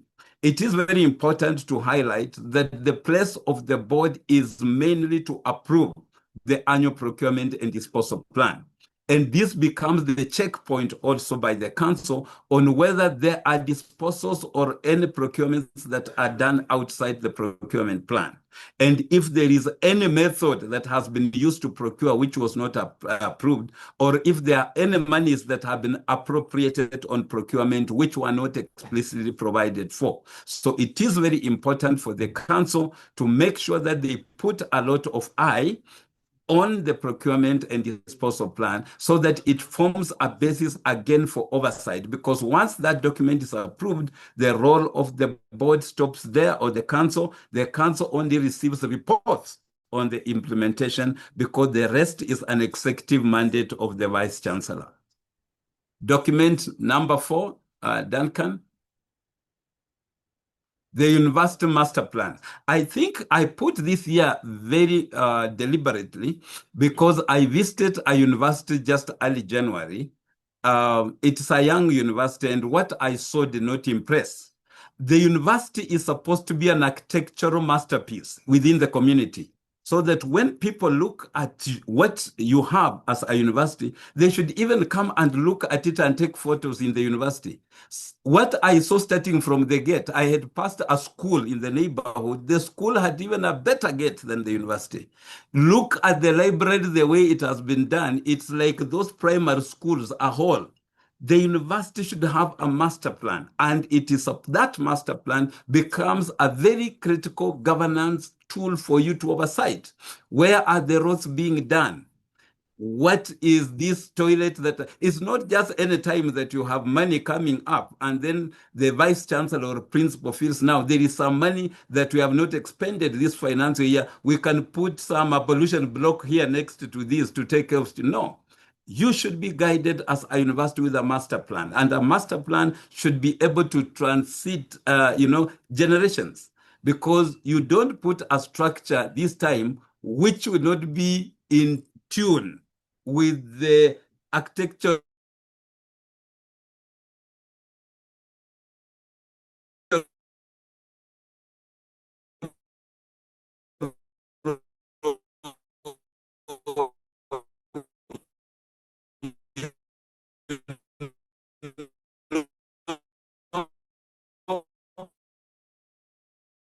it is very important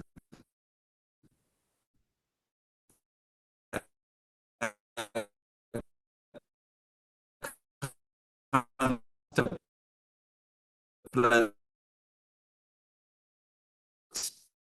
stage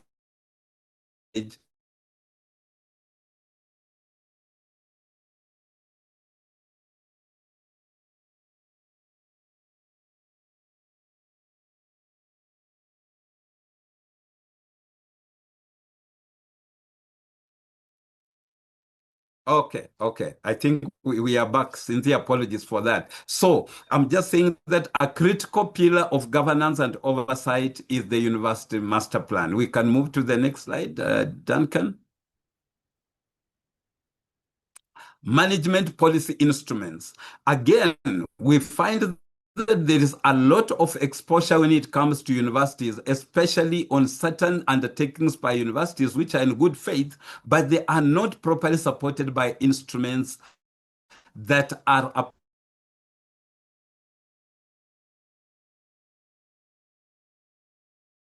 approved by us. And the Auditor General has always been very generous to share certain areas of exposure because of inadequacy of policy instrumentation. Currently, there's a lot of innovation coming up, and people are undertaking research of various nature, and there are no policies that are very clear on how to undertake that. There are universities somehow where you find that even the resources accruing from policies, research outcomes have been shared, but there's no policy to guide on the sharing formula. So it's very important that there are proper instruments for research and innovation, risk management and accountability instruments, policies on digital governance and information systems.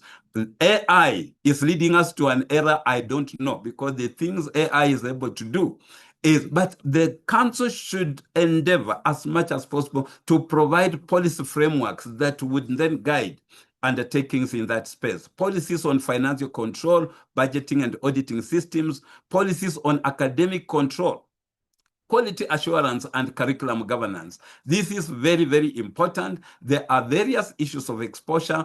I was talking to some university at the end of last year, and one thing that came out very clearly was that the area of quality assurance, especially on academics, has issues.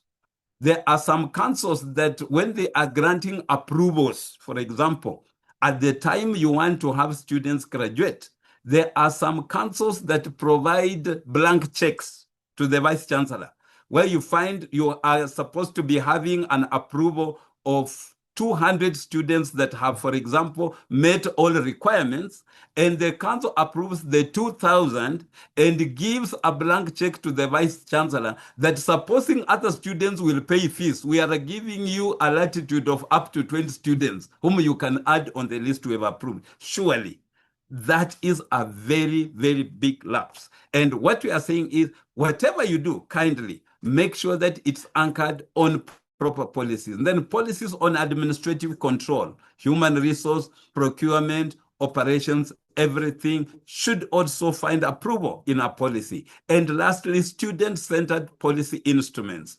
I was sharing with our council very recently on how I visited a university. I don't know whether they still have that policy. And the council had approved for a meal that was called bursary.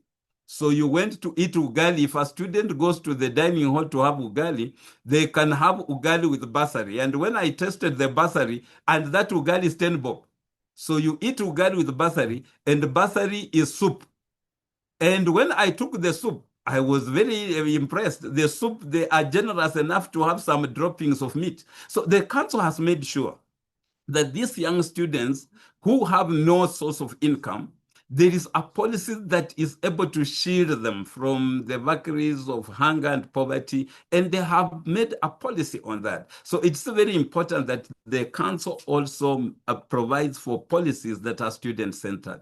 So those are management instruments that are critical. And the last one, Duncan.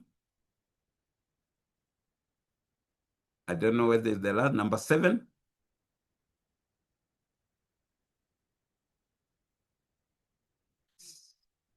Okay, the last one there, you can see it's the only one that has red. And my colleagues, FCPA, Susan Oyatsi, and Bwana Kimungui, they have raised the issue of the independent internal audit. That is a very critical governance pillar. And how do we, because we always talk about independence, but sometimes then it does not come out clearly. How does independence of internal audit manifest? Number one, the audit charter has to be very clear that the internal audit unit will be independent. Number two, availing of distinct budget and other resources. The budget of the internal auditor should be given to the internal auditor. If anything, the internal auditor should be an AI holder, so that monies that have been allocated to the internal auditor cannot be moved to any other program. HR, we have areas where some vice chancellors even transfer staff from internal audit.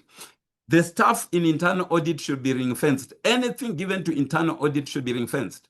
It is only the board that can make any transfer. Direct reporting to council is very critical. Cushioning against disciplinary advances. The internal auditors can only be disciplined by the council.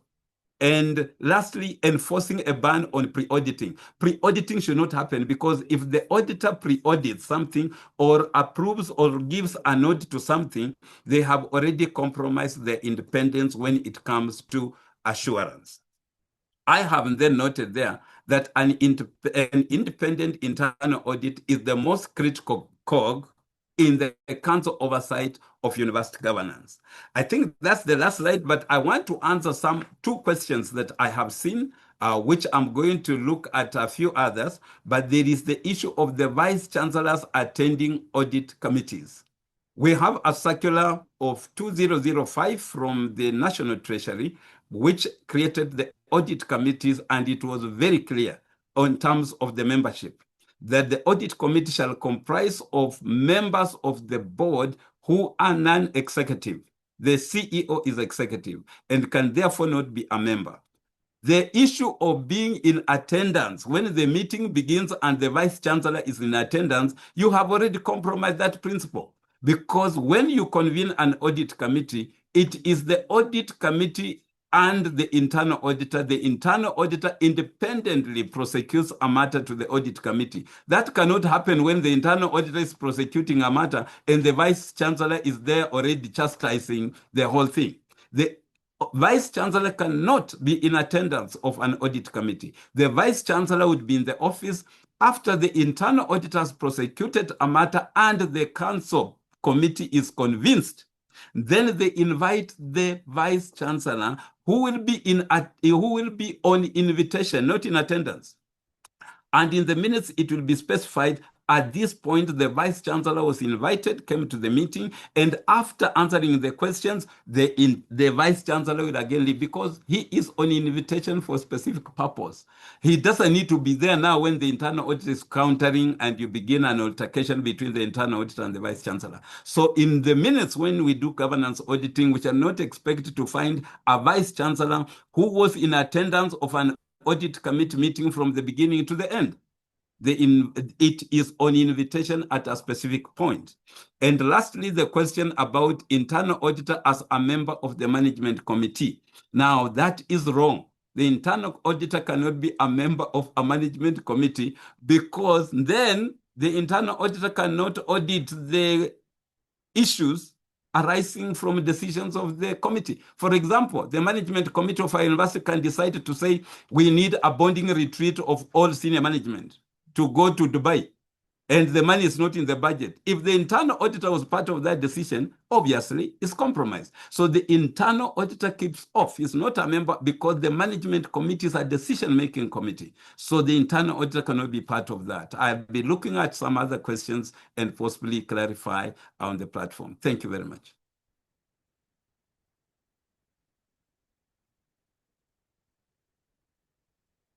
Thank you very much, Bwana Indimuli, for your presentation. And I just want to be able to draw the attention of this forum that the Principal Administrative Secretary in the Office of the Chief of Staff and Head of Public Service, Mr. Arthur Osia, has joined us and is on the call. So I think earlier on, when the recognition of persons who are in this meeting was made, he was not in the meeting. I've also received complaints from various universities that they have not been mentioned. So I want to again recognize Moi University, Embu University, Chuka University, University of Nairobi, Kibabii University, Technical University of Kenya. And I apologize if I haven't mentioned yours. We see you, and we're delighted that you're here. Now, owing to time constraints, because our chief guest has been called to another meeting urgently, and we would like all comments and remarks made when he is still here. So we really literally have a window of 20 minutes.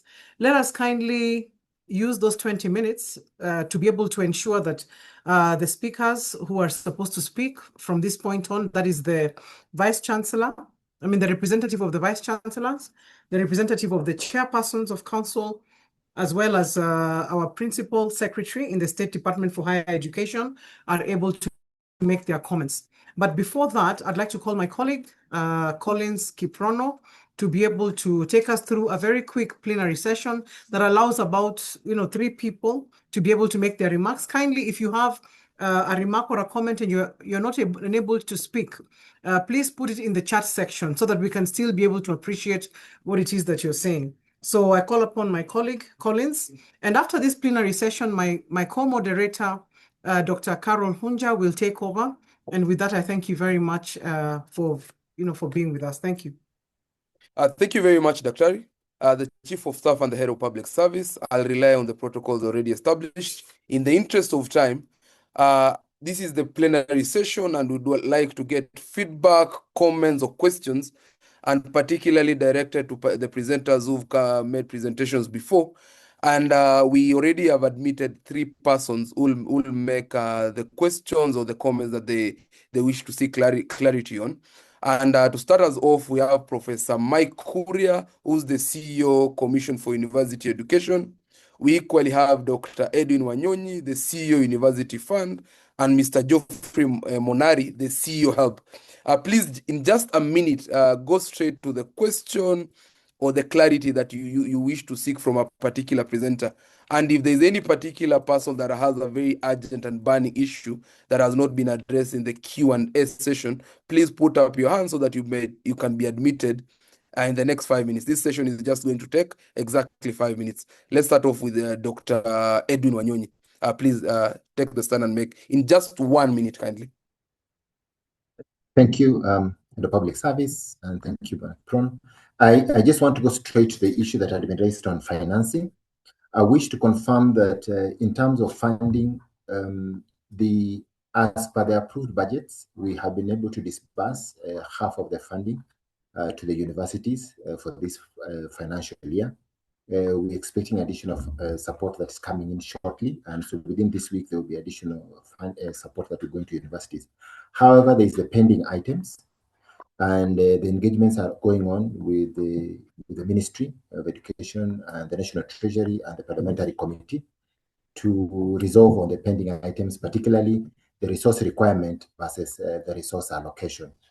I would like to stop it there for now. Thank you. Thank you very much, Dr. Wanyonyi. We have Geoffrey Monari or Mike Kuria. Thank you very much, Collins, Head of Public Service, PS, State Department of Higher Education. My name is Geoffrey Monari. Just want to clarify 2 things. Number 1 is the issue of funding. We all do agree that Kenya's higher education financing system continues to experience high demand. And since this government took place, we saw funding being increased for loans from 17 billion to 34 billion. And this year we have a budget of 39 billion going to the universities. We continue engaging the relevant institutions to increase this funding. And as stated by Dr. Wanyonyi, this is an exercise that is ongoing, and we shall also continue doing this. We are also engaging in 2 more activities, which are non-exchequer interventions. Number 1, we are enhancing our loan recovery strategies to ensure that we increase our loan recovery so that we can increase funding to the universities. This has been made possible, and we have seen our loan recoveries grow from an average of 500 million per month to over 650 million per month. The other strategy that we're employing so that we can be able to support the National Treasury is to ensure that we come in with the asset-backed securitization of our assets, that is the loan book, And we expect that in the near future, we could be able to raise up to 150 billion. This will be able to take care of the deficits that we have been having and continue funding the students. We are also enhancing our means testing instrument, which has seen a lot of improvement from the first time the student-centered funding model was implemented. And every year, with the support of the universities and the stakeholders, we will continue enhancing these tools so that we can be able to fund students as they are expected to be funded. Thank you very much, Collins, for the opportunity. Thank you very much. We can close it up with Professor Mike Kuria. Thank you very much, Collins. I think mine is just to make one or two comments. First, I would like to appreciate the Office of the Head of Public Service and the State Department for Higher Education for organizing this meeting. I want to underline what the President said yesterday, that no country can progress beyond its capacity to think. And I think this meeting is a testament to that commitment to make our universities set that capacity to think. I would like to really appreciate that we are here and assure Head of Public Service from our perspective, we know that the universities are committed to achieving the zero fault audit, and we support that. I like the metaphor of hospital and various other words. And I would like to just emphasize that in all those places, the aim is always to make sure that the patient recovers. And I hope that that will also be the attitude taken by all our players, including the Commission for University Education. When we visit the universities, what we would like to see is that the patient gets better and the universities get better. And in that regard, and that's my last point, is just to say that let us help the universities to be able to do right, not pressure them to do wrong, to be able to follow up with them so that they can be able to implement their charters and the instruments that they have committed themselves to. And that will be the commitment of the Commission for University Education. Thank you. Thank you very much for the enriching comments from the persons that we've just heard from. And in the interest of time, over to you, Dr. Carol Hunja, for you to take up the representative of the Vice Chancellors and remarks from the representative of the chairpersons of the chairpersons. Over to you, Dr. Hunja.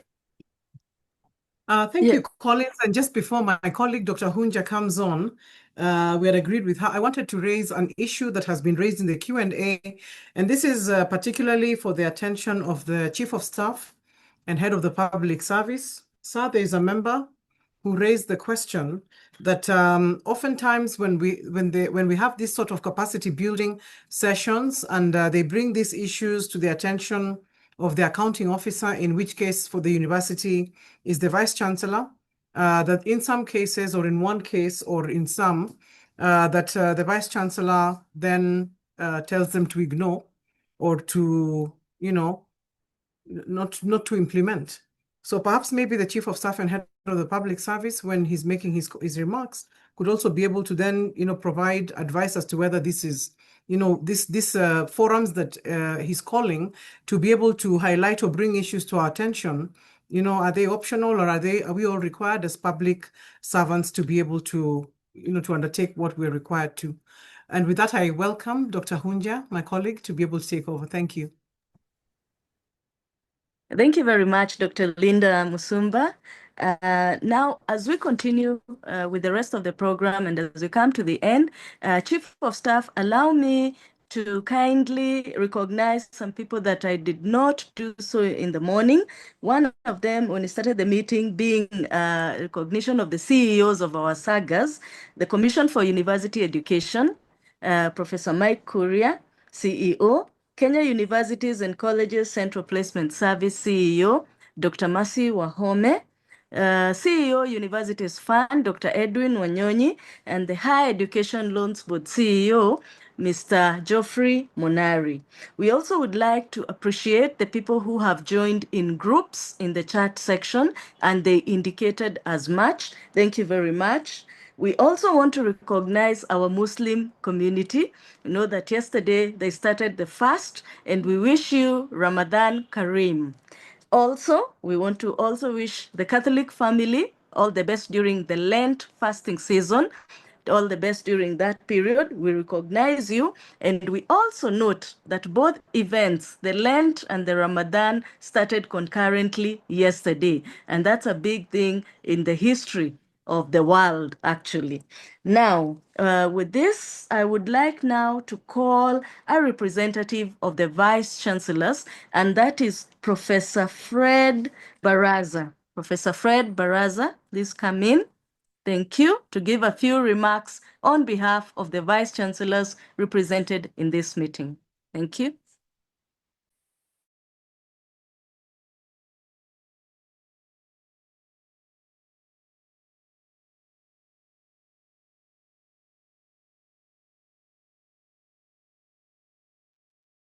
Head of the Public Service, sir, our PS, chairpersons of council, members of council there too, colleague vice chancellors, and all managers of public universities.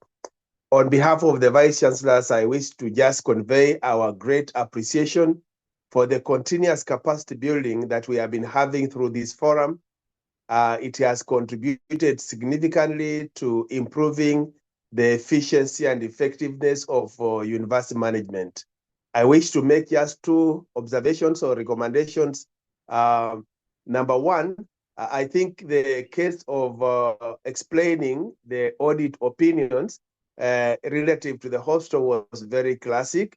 I want to also say that one of the reasons why people go to hospital and get admitted is because preventive medicine sometimes has not worked as effective as possible. When we have misstatements and other things like that, it is because the chief finance officers who prepare those statements also need to be capacity built. And so I would strongly recommend that such forum and capacity building exercise that are targeted heads of internal audit units also be directed to our finance managers so that we can be able to undertake preventive medicine by building their capacity, especially on presentations such as that which was made by the Office of the Auditor General. Secondly, head of public service, the universities are operating, and we really wish to appeal to you, sir, and mention that in fact the new funding model is a panacea to the problems universities have faced. We are only facing problems in terms of the requirements and the allocations. What is required is not equal to what is allocated. And sometimes what is allocated does not get disbursed when it is required or when it is needed. So we ask you, we know our PS has been working very hard. The vice chancellors have had many meetings with our PS and CS and even with other sectors of government, but we appeal to you, sir, to help us so that we can be able to improve the funding in terms of disbursement and aligning requirements and the disbursement, and that will drastically reduce the pending bills, most of which we talk of long outstanding pending bills, and that will reduce the number of universities that are in the hospital ward, general ward, as we said, of 35. Otherwise, I want to thank you, and I want to pray that this capacity enhancement exercise continue, and we want to commit as vice chancellors, like we have done before, that we shall continue doing our very best to ensure that the management and governance of our universities attain the required standards. Thank you. Thank you very much, Professor Baraza. At this point, we now call the Chair of Chairs, Professor Bosire Mwebi. Professor Bosire, karibu sana to give the remarks on behalf of the chairpersons of council. Thank you. Thank you, Dr. Winter. The head of public service, the PS higher education, my fellow chairs and vice chancellors, on behalf of the chairs of council, public universities, I want to thank you, sir, for organizing this very interactive and informative event. As chairs, I want to assure you that we are very committed to provide effective governance oversight on universities so that they are able to honor their mission, their vision, mandate, values, and philosophy. So I want to assure you that we are committed to ensure that universities implement their mandates, the objective of research, innovation, teaching excellence, and service community. We are aware of the financial constraints that exist, but we want to really assure you, sir, that we are committed to establish research, innovation, IP commercialization pipelines. We want our universities to engage in research that translates into innovations and commercialized products. So I want to assure you that the issues that have been raised regarding audit, we want to assure you that we are going to ensure and work with the colleague chairs and vice chancellors to ensure that all universities have unqualified zero-fault reports. So with those, I want to assure you that we continue looking for opportunity to engage and get our universities being zero reports, the unqualified. And then also we want to see a situation where using our financial resources, we are able to have universities maximize whatever they receive for the research, and of course that translates to economic development in our country. Thank you, sir, and all the best. Thank you. Thank you very much, Professor Bosire. At this point, allow me to call our Principal Secretary to give her remarks. Dr. Beatrice Inyangala, karibu sana, Madam PS. Thank you, Carol. Chief of Staff and Head of the Public Service, Honorable Felix Bosge, our Principal Administrative Secretary, Mr. Arthur Osia, the chairs and members of university councils, the VCs and principals and management of the universities in general, the chair of Vice Chancellors Committee, Professor Daniel Ngendi, the Internal Auditor General, Dr. Sami Kibuni, the Chief Executive Officers of agencies of the State Department for Higher Education, the UF, the Commission for University Education, the COOPS and Health, the CEO, State Corporation Advisory Committee, Mr. Simon Indimuli, the Director of Audit, Office of the Auditor General, Mr. Justus Okumu, officers from the Office of the Chief of Staff and Head of Public Service, led by Dr. Linda Musumba and Madam Susan Oyathi, officers from this State Department, good morning. It's indeed a pleasure to have this conversation, and I will just go through a very brief presentation that brings the discussions that we have had into context. Let me start by reinforcing what has been said over and over again, quoting His Excellency, our President, Dr. William Samoei Ruto, that our country cannot develop beyond its capacity to think and indeed produce knowledge, human capital, and technologies. And this drive for transformation is anchored in a lot of premises dating back from the classical economists, where it was ascertained that when you put all the factors of production together, land, labor, and capital, there's a residual that is usually attributed to improvements in technology. And these improvements in technology come from our tertiary education sector. Right now, we are at 27% participation rate at the university level. But when we look at the countries that are really doing well economically, the top 10 have a very high level of education participation at the university level, ranging from Norway 50.4% to Canada 64.7%. Let's move the slide, please. So this also just shows that we are increasing demand for higher education, and it is a good thing because we still have a lot of strategic leaps to cover. And as a country, and as a State Department, we are facing the trilemma of access, funding, and leadership.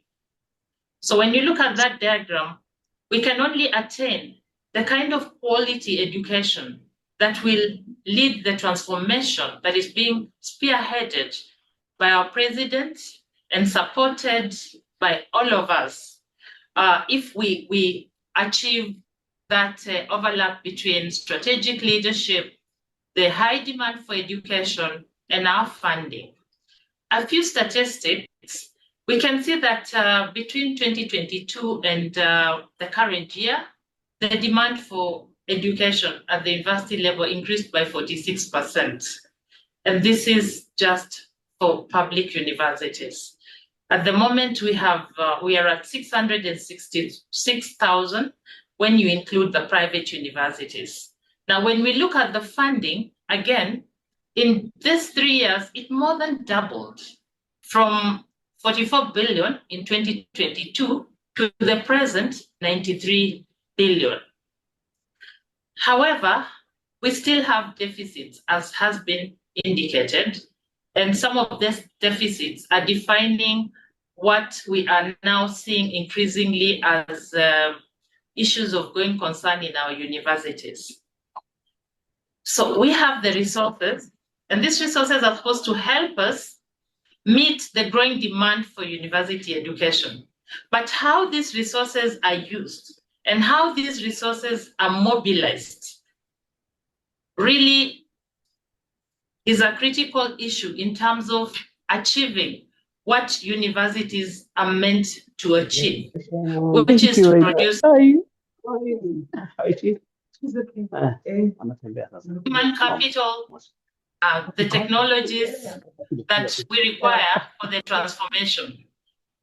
But all is not lost because we are working collaboratively to address the gaps in funding. I know that through the new funding model, we have made great strides in raising money through from the exchequer through loans and scholarships, but also from the households. But we have been urging our universities to triple their efforts in raising funds, in diversifying their funding streams. And I know that if we achieve as we should, and then we get the resources utilized effectively, we are going to start sharing some success stories as we make our strides towards Singapore. And I have three case studies to share. The Technical University of Mombasa has just won a grant of almost 0.9 billion, 844 million to be precise, from the European Union for research in health, blue economy, entrepreneurship. Masinde Muliro University again has just won a grant of 480 million for research on antimicrobial resistance. We know that the University of Nairobi has a research portfolio of about 5 billion. So my challenge to other universities is, what is your research portfolio? And this question goes also to the entire councils as you superintend over these universities. How are you guiding them strategically to improve their research portfolios? And what role are you playing in terms of just knocking doors and opening opportunities for them to make more collaborations and increase their funding? And this is just one example, but there are many more. We'll go to the next slide, which talks about the results of this research and the move towards commercialization of the research findings through innovation. And in that slide, again, we are highlighting a few case studies. The next slide, we are highlighting a few case studies, and it shows the whole scope of innovation. An innovation like we've witnessed in Chuka University. Chuka University runs a summer school. And this summer school enables us to convene over 2,500 participants from 51 countries annually. They get to raise some revenue, they get the right profile, they get to attract students and raise funds through this kind of innovation.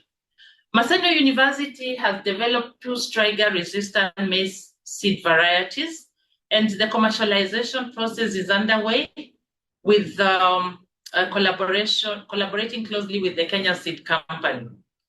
The story of Dedan Kimathi University is also known, with the microchips have become a center of innovation and commercialization, and it has also attracted many collaborations within the country and outside. Then we have University of Embu with its Crack Fox cement, which is also in the process of commercialization. And I know that the university is investing quite a bit of money to start off that process. So these are good stories. These are stories of hope. But what differentiates one university from the other? Yes, there are many challenges that we are confronted. There are, and we acknowledge them. But as leaders, we have to provide leadership right from the top up to the middle level, the heads of departments. There are simple things that you can do to make sure that the system works. How do you ensure that lecturers have gone to class and actually taught, and that they are upgrading their skills to use innovative pedagogies, so that we build the kind of competencies that our students require to contribute positively to economic development? The internal quality assurance offices, I know they are seriously understaffed. How do we monitor quality if we cannot invest in these systems? So it all speaks to transformative leadership. We need transformative leaders who will take us where we want, who will shape this country, who will take us to Singapore. And so finally, as a teacher and a pedagogist, I have a question for you, and I would like each and every one of you to actually respond to these questions, because we are all leaders at different levels. And maybe before we close, you can just post a few of your scores in the box. And I hope that you'll be very honest, because we are leaders. Because if you score below 35, if we were in school, I would say, see me tomorrow with your parents. But because we are now all adults, I would say you need mentorship, you need to learn from others, the good case studies, and we also need to do some formal training in leadership. So, do you inspire vision? 1 to 7, let us know. Do you encourage innovation? Do you build a strong institutional culture? Are you a strategic thinker? Do you value integrity? Are you accountable? Are you results-oriented?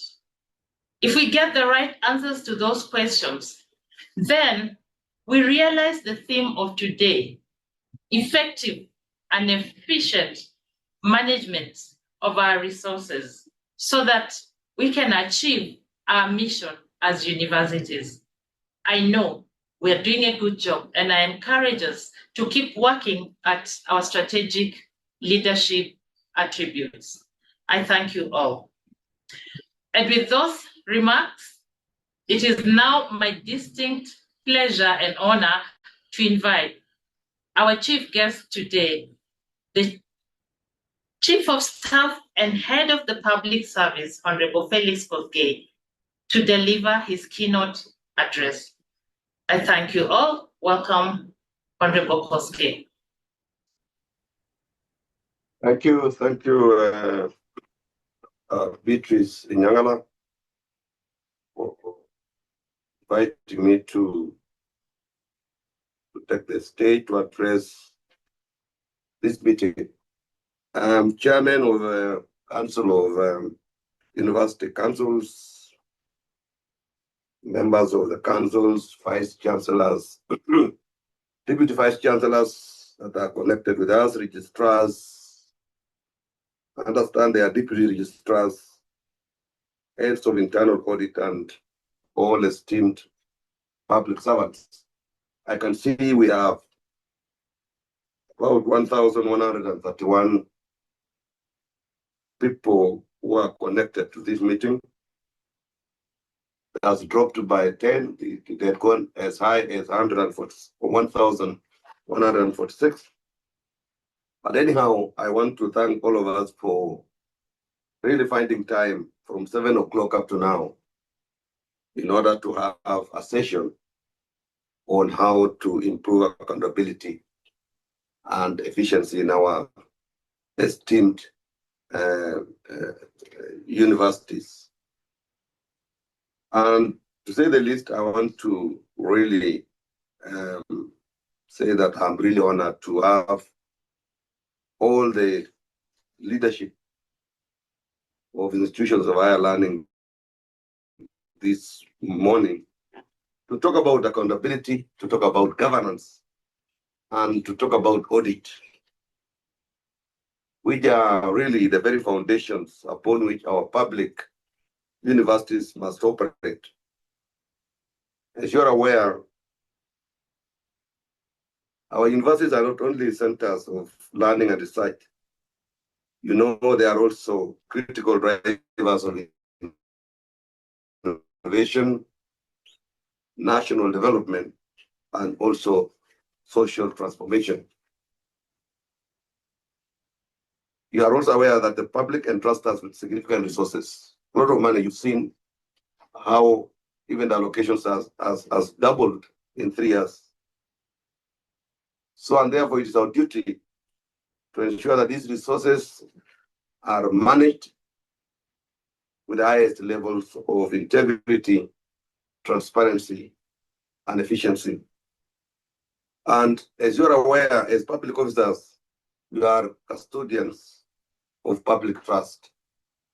Every decision you make, every process you implement, and every report you produce reflects on the reputation of your institutions and on the broader public service and the entire government and the administration.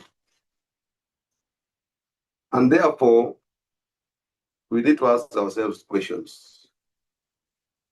Why are we here? Why are we in this meeting? What has brought us here? And yet, these are institutions of higher learning where we have the top trained, the top experts in all the areas of expertise, the top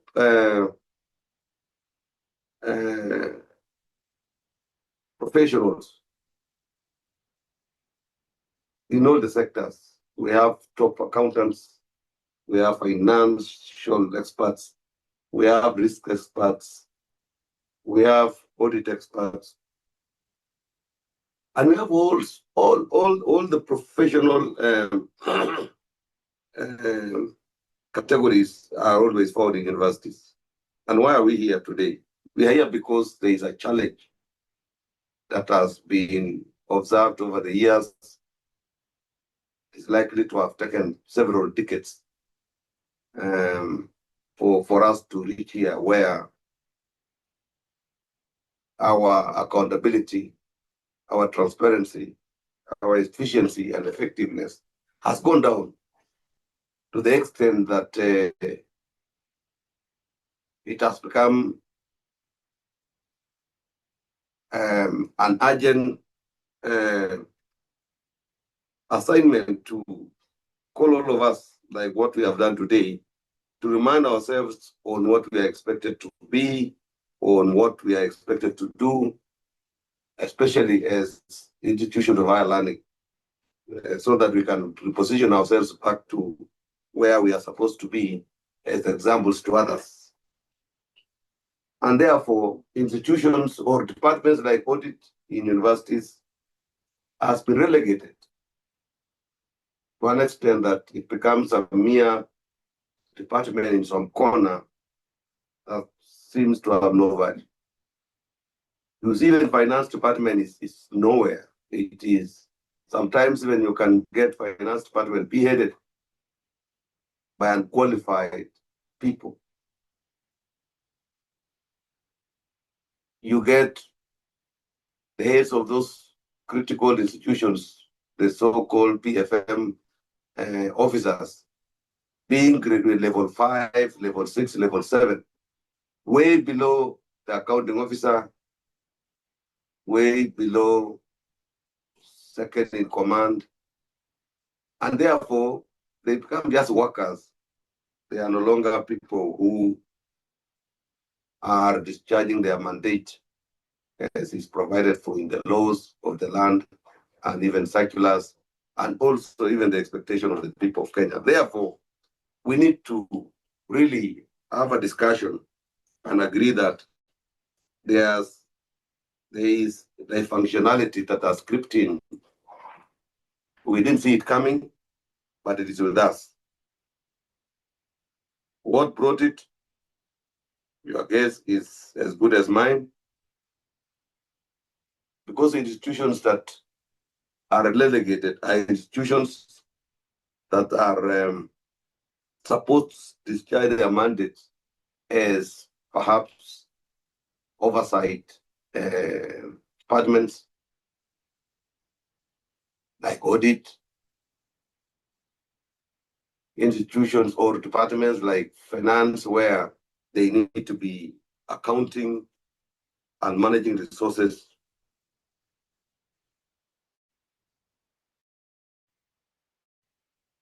And therefore, it looks like it is by design that these departments positioned to be departments universities. And taking, for example, the audit department, the positioning of it is a challenge. The independence of it has been compromised. And the resourcing of the same has also been grossly compromised to the extent that it is there by name and not by action. So let me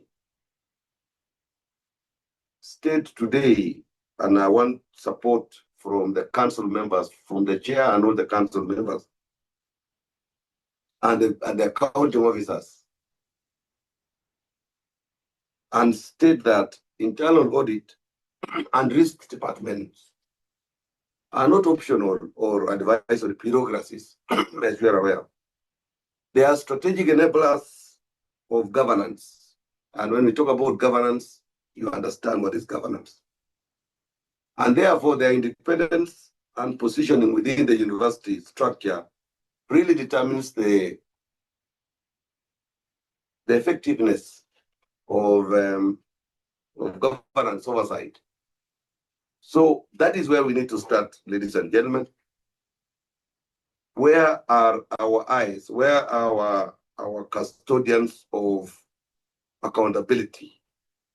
Where are they in the structure? We need to have a conversation, and therefore the independence and positioning of,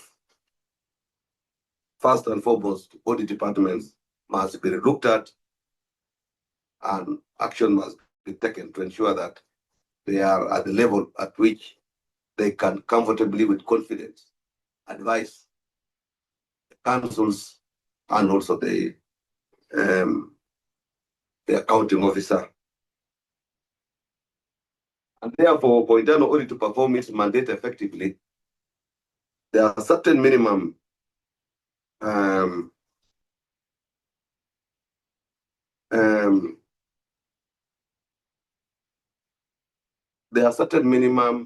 requirements that will just make internal audit to perform effectively. One is that it must report directly to the audit committee, and this is by law, this is by practice internationally, and Treasury in line with the PFM Act enforces that audit committees are committees of the councils when it comes to universities, and the audit committee is the one that needs to receive reports directly from the head of internal audit. The composition of audit committees excludes the management,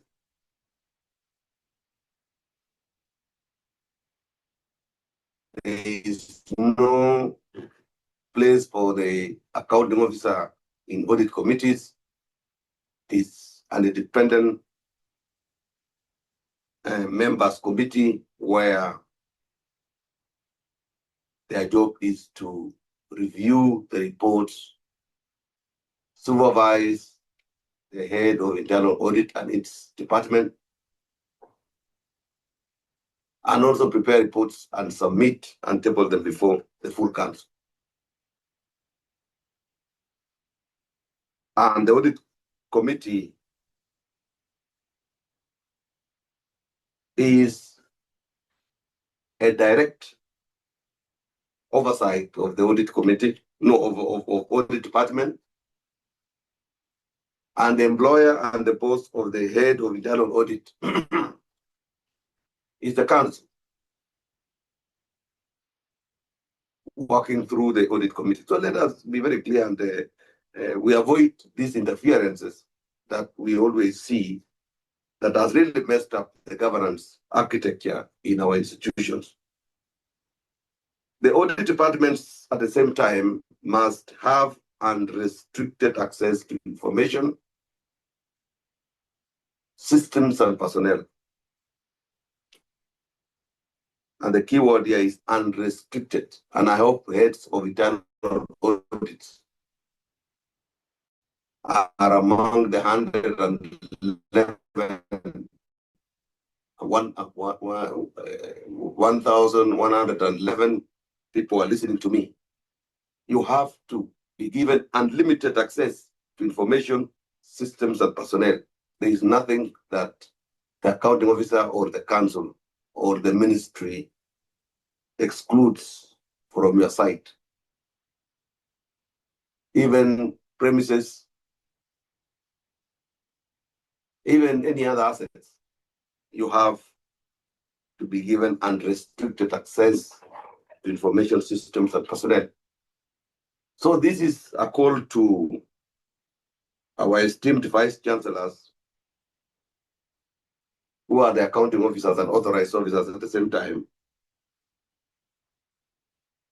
to Deputy Vice Chancellors, especially those who are in charge of finance,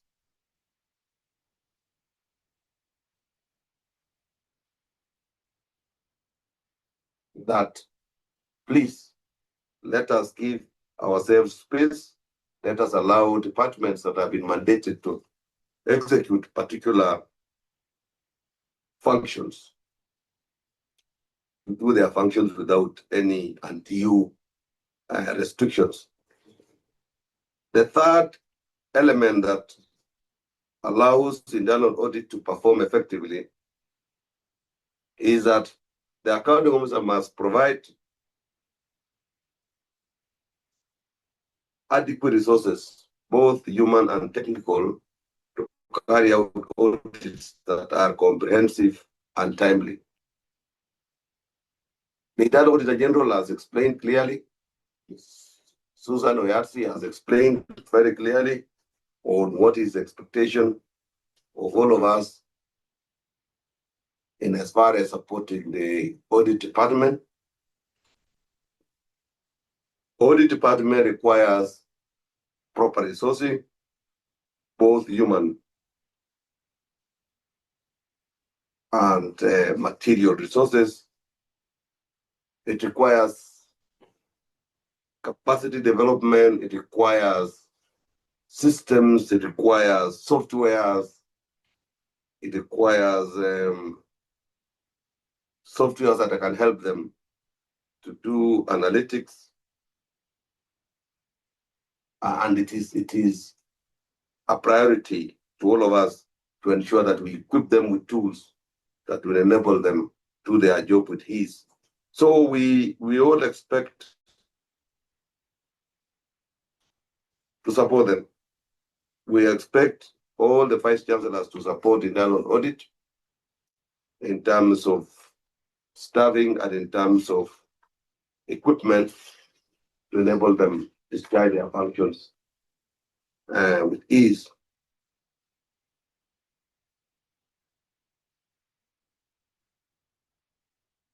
And as we are reminding ourselves again, without independence and resourcing, we all know that audit becomes a formality rather than a tool for accountability. And therefore, I'm asking all public universities to prioritize the strengthening of your respective internal audit and risk management departments.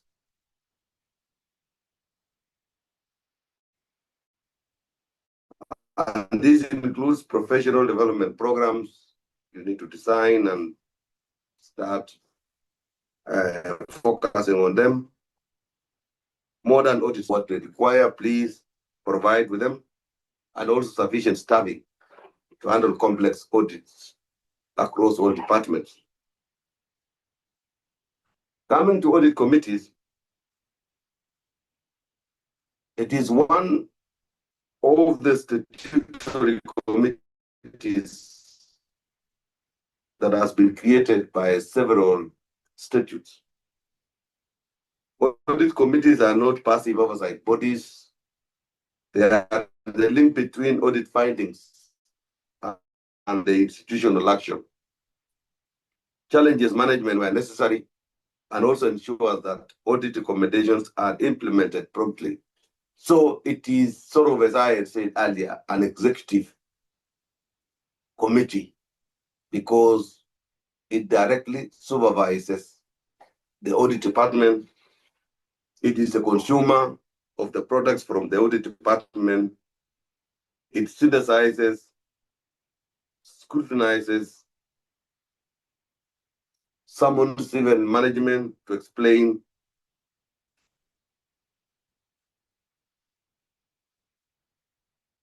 those who are to be sanctioned. They also recommend to the board or to the council for the council to pass a resolution of action, and also to ensure that all the recommendations, whether financial or non-financial, are implemented promptly and efficiently to ensure that the entire institution is functioning. So this office expects all audit committees in our universities, and I hope majority of them are listening, to hold regular meetings with documented minutes and follow-up actions to ensure that all high-risk areas identified by audit receives immediate attention, and also submit reports to this office and the ministry in any delay, non-compliance, or obstacles in implementing audit recommendations. I'm saying this because an effective audit committee is the backbone of institutional accountability. It signals to the public, the government and the development partners that resources are managed responsibly. So we expect the audit committees whose membership is independent, they are from independent council members, to ensure that they take up their role and ensure that these institutions run efficiently, effectively, transparently, and each and every one of us ensures that the resources that has been allocated to our institutions from the taxpayers' money is safeguarded and used efficiently. We have had a 2-year program on zero-fault audit, and I saw also in the comments that there's somebody who wrote and said it can't work, that it is impossible. I think the answer to that person's comment should be in line with what the president stated yesterday, that we will only develop to the level that of our ability to think.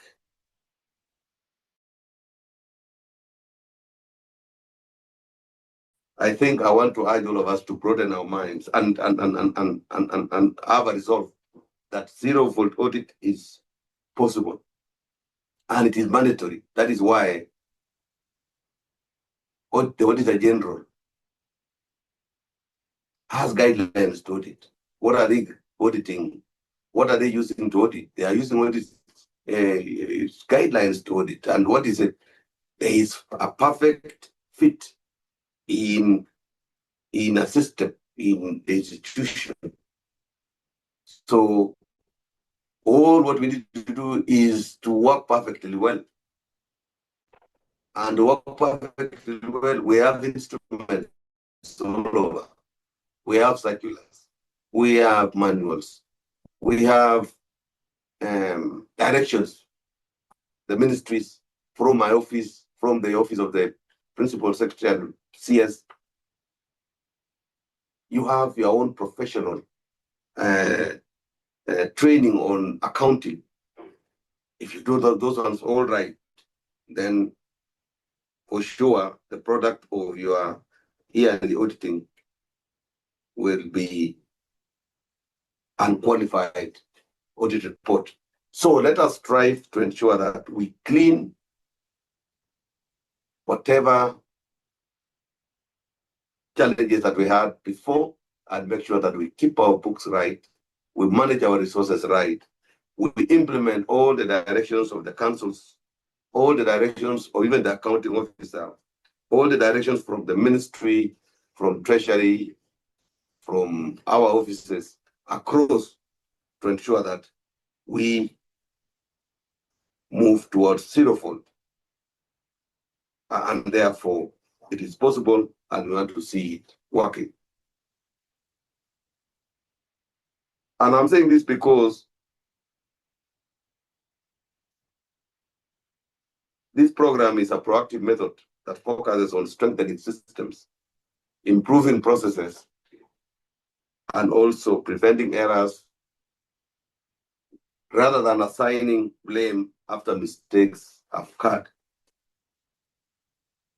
And these zero-fault audits will enable you, your institutions, really to identify vulnerabilities before they escalate into major risks. They will also enable you to strengthen internal audit controls across financial, operational, and academic processes. It will also help you to promote a culture of continuous improvement and also accountability. So it is not a one-off exercise. It is a sustained initiative designed to embed a culture of excellence and learning within our institutions. It requires commitment. It requires also follow-through and active engagement from management audit committees, and internal audit departments alike. A typical example of outstanding audit queries across many institutions of government, not only universities, is like the question of land, issues of titling, issues of securing. It is not a one-day job that you can secure that land, get the title, and you post zero fault.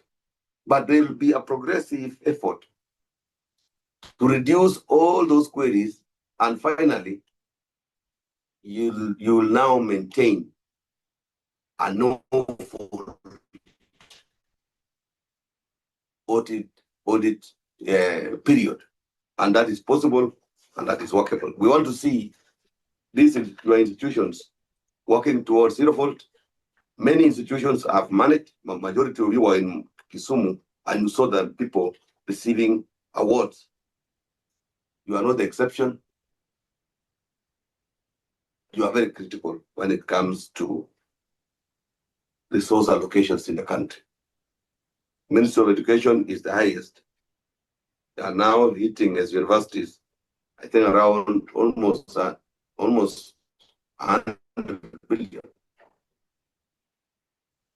So the focus is on you, and we want to see that the money is used prudently. And therefore, as I said, I expect every public university to adopt zero-fault audit as a standard practice to ensure that the momentum we have built continues and that improvements are permanent, measurable, and impactful.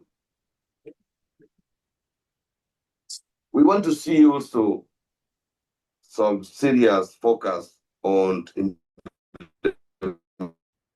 implementation of audits into institutions. There are so many audit reports over the years with outstanding queries that have not been sorted. And I want to tell you that, an audit report has value only when its recommendations are acted upon. The auditor goes out,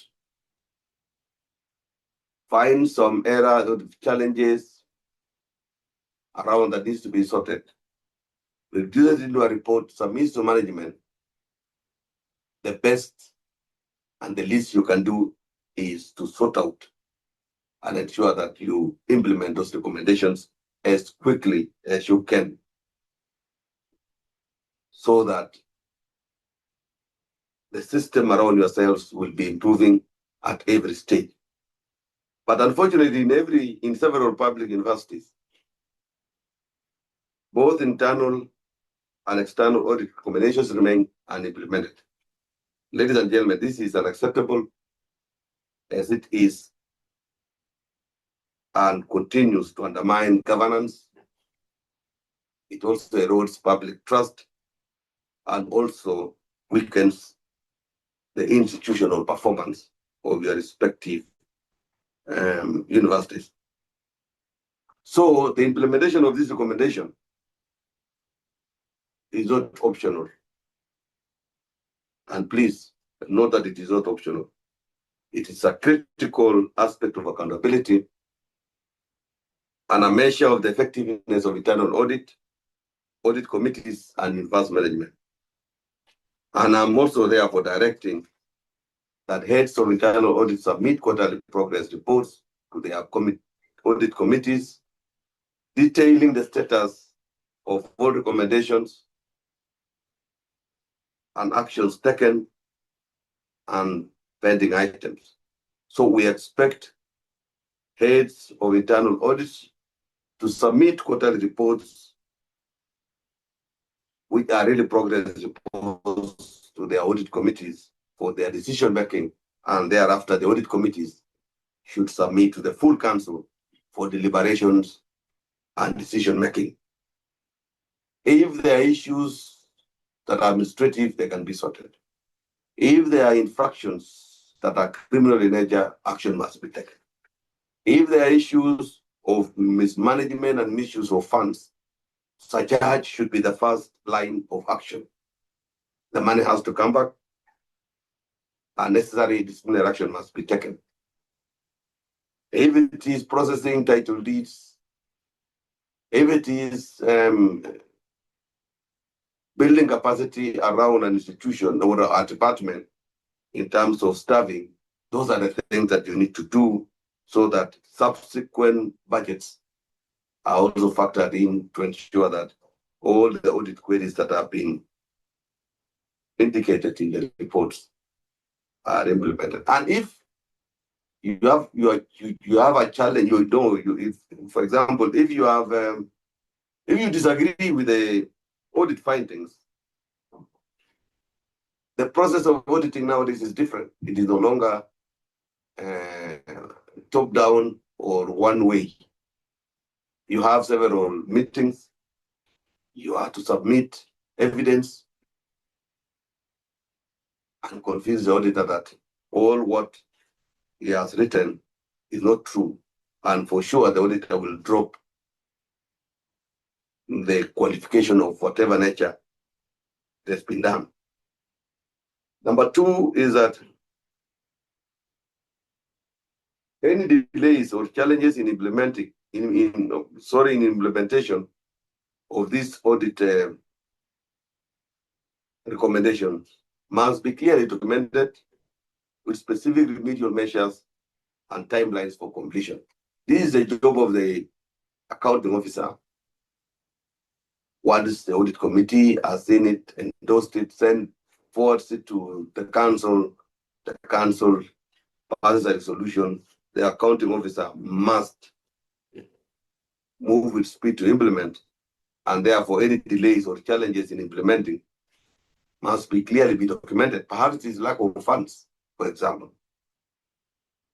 It has to be documented so that there is a follow through on whatever qualification that has been done. We want also to see that your institution must adopt a robust tracking system. You need to have a tracking system for audit recommendations to ensure that accountability is visible and measurable at all levels. We want to see senior management and council members taking ownership of implementing recommendations within their departments and units with clear accountability for non-compliance. So, once you receive the audit recommendation, we expect the council members and senior management to come up with an implementation action program where it is very clear how these recommendations are going to be implemented. And again, without sanctions, you may not achieve anything. So it has to be very clear. If somebody fails to implement the recommendations that have been approved by audit committee, by the council, then sanctions must follow. And we want to see sanctions following so that those who are lazy or reluctant to implement the audit recommendations are separated from those who want progress of this country. So consistent and timely implementation of audit recommendations strengthens governance, as you're aware. It also reduces resource wastage. It also enhances operational efficiency and also protects public resources. So this is not merely an administrative task. It is a strategic imperative for building credible, transparent, and high-performing universities. There are several challenges that are faced by internal audit heads in public universities.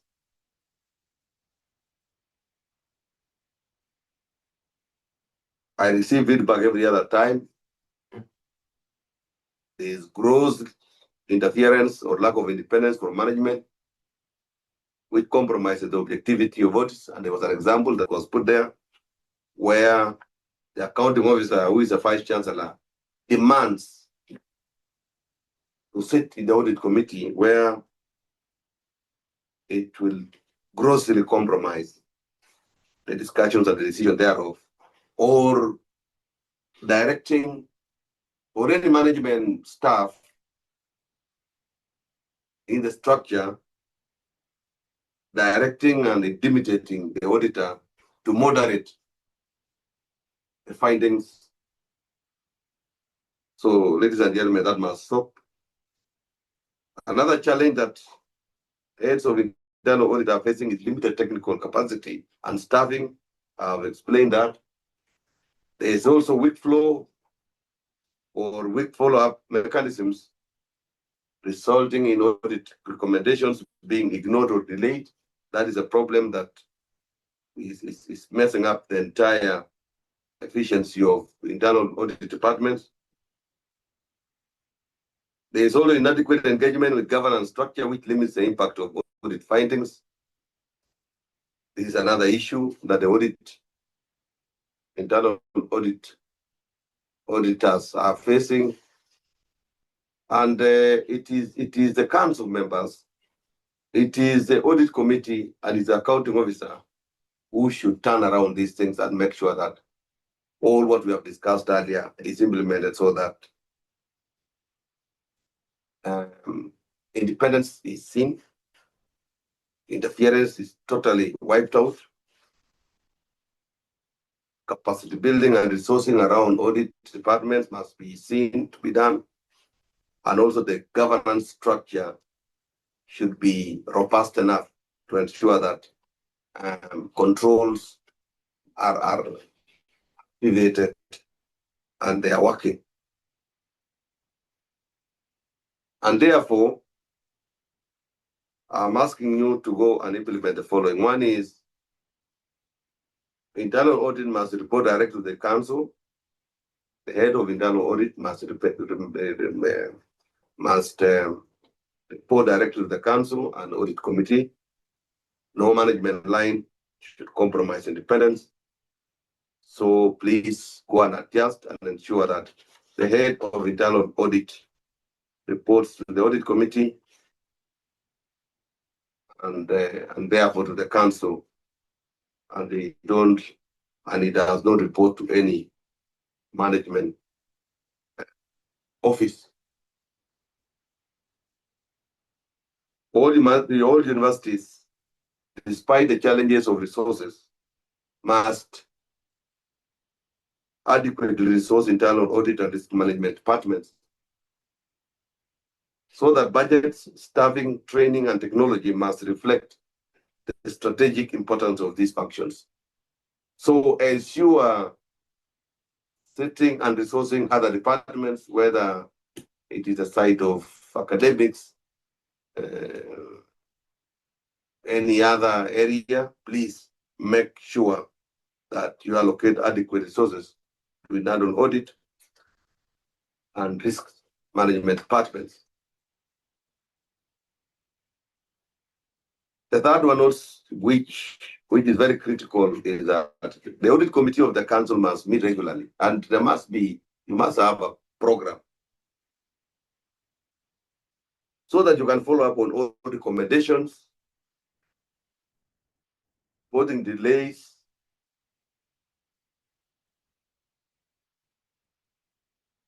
to the office of the PS and the Minister for Education, and also my office. If there are delays in implementation of the recommendation, please don't hesitate to seek support from the ministry and my office if necessary.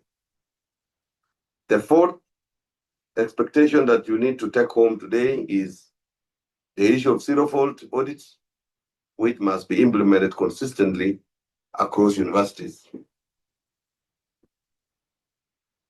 As you go back to work immediately after this, please convene a meeting and ensure that the zero-fault audit program is alive and is being implemented to ensure that you progressively reduce the audit challenges that you are facing in your institution. And I want to conclude by saying that accountability, transparency, and effective governance are non-negotiable. Public university must uphold the highest standards in managing resources, mitigating risks, and also implementing audit recommendations. The government is doing its best in collecting the resources through KRA, collecting taxes to ensure prompt disbursement of funds. But we know it has never been perfect. There are delays, yes. There are shortages, but you can admit that there is improvement on that part. We're going to do our best to ensure that we get adequate resources, to ensure that also you get adequate resources. But it will only happen if you can also manage the resources well, because we believe that the budgets and the monies that come to universities and other institutions in government, 30–40% goes to wastage, misuse of funds, necessary buildings, renovations, tiling areas that may not be necessary, even leasing out land in a manner that you get the proceeds from which are grossly undervalued, and just corruption. Simply put, there is too much corruption in universities, and that is what we need to really go back and think and stop it. We cannot be marching towards first world with all those baggages. The universities must be the ones that should be taking the lead because of the knowledge and expertise that they have. We've seen even cases where even the enterprises that you are running, University of Nairobi, I think they have what we call UNES. Yeah, I think the UNES, JQuat, and other enterprises around. It is becoming increasingly clear that they are now becoming the conduits of corruption.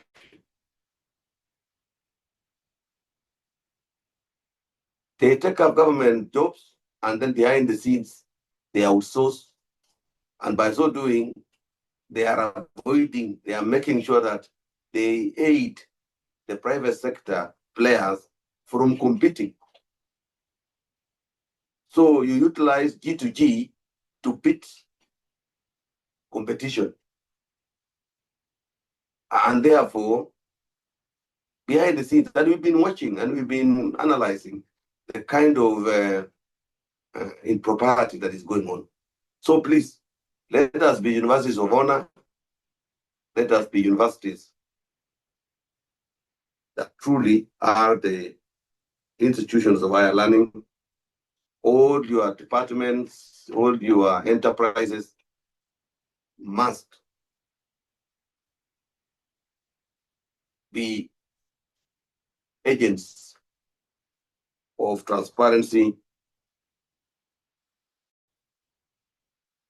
of efficiency, and also integrity, because we cannot allow our public institutions to be conduits of monkey businesses around government. Secondly, these illegal directives by accounting officers to junior officers the lower cadre of officers to ignore circulars, to ignore instructions from either Treasury, Ministry of Education, my office, because it does not suit them.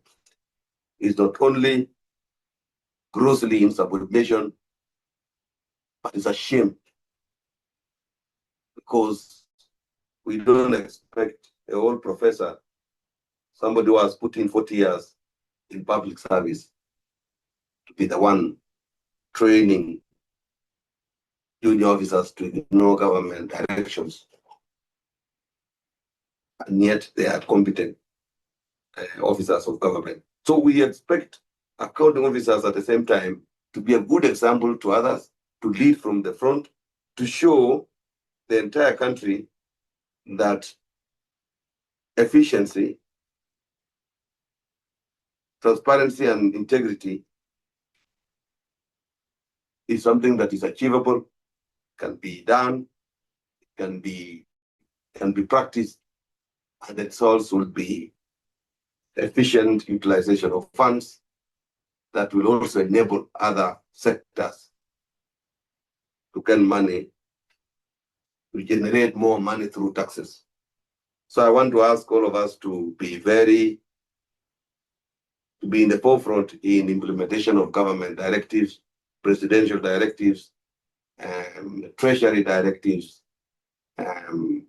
ministry directives, and make sure that all officers under you, whether they are lecturers, whether they are administrative staff, to be people who understands what it means to be in public service and to ensure that all monies that you receive are used in an efficient manner. Finally, we expect universities to be independent gradually. In other countries, universities like Nairobi, Kenyatta, these old ones are no longer relying on government funding because they have outgrown being babysitted. We want to see universities going out there. You look for your research funds, you do collaborations, you utilize the resources you have a lot of land, you have a lot of resources, you utilize those resources to generate funds. Let us not depend on exchequer, and you know for sure that the needs are expanding in a quantum that you will never manage, or even the collection of funds from wananchi cannot match. So let us be very innovative, let us be very enterprising, but being very, very, very transparent, being people who are corrupt free. So in conclusion, let me state this.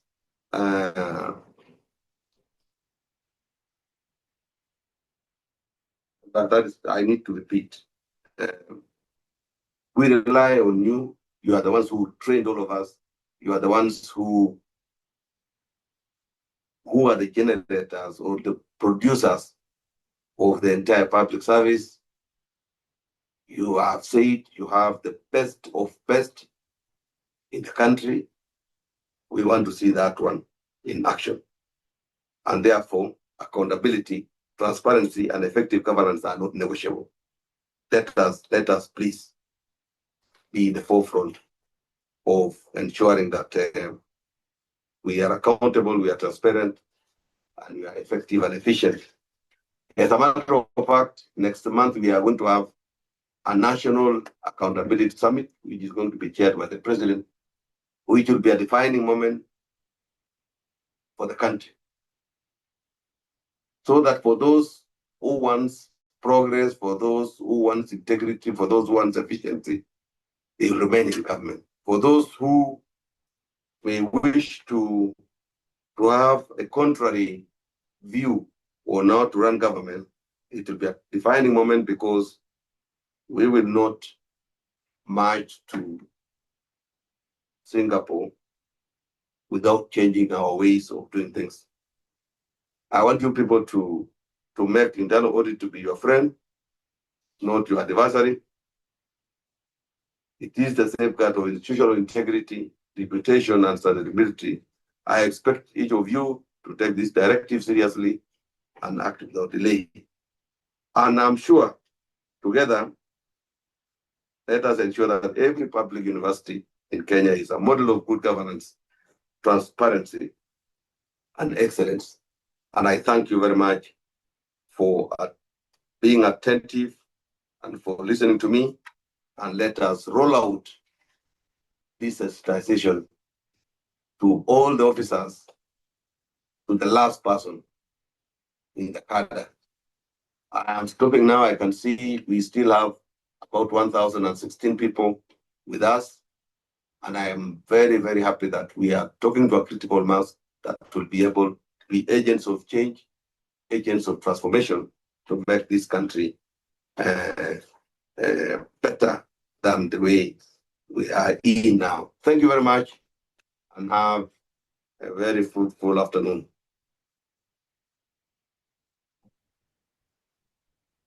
Thank you very much, Chief of Staff. The State Department for Higher Education expresses its immense gratitude for the wonderful remarks that you've given us. And of course, it's on the road to Singapore, on the road to transformation. At this point, Chief of Staff, allow me, as you rightfully observed, we have a few members who dropped out. Some Vice Chancellors had to drop out to go and join the meeting on the Public Investments Committee.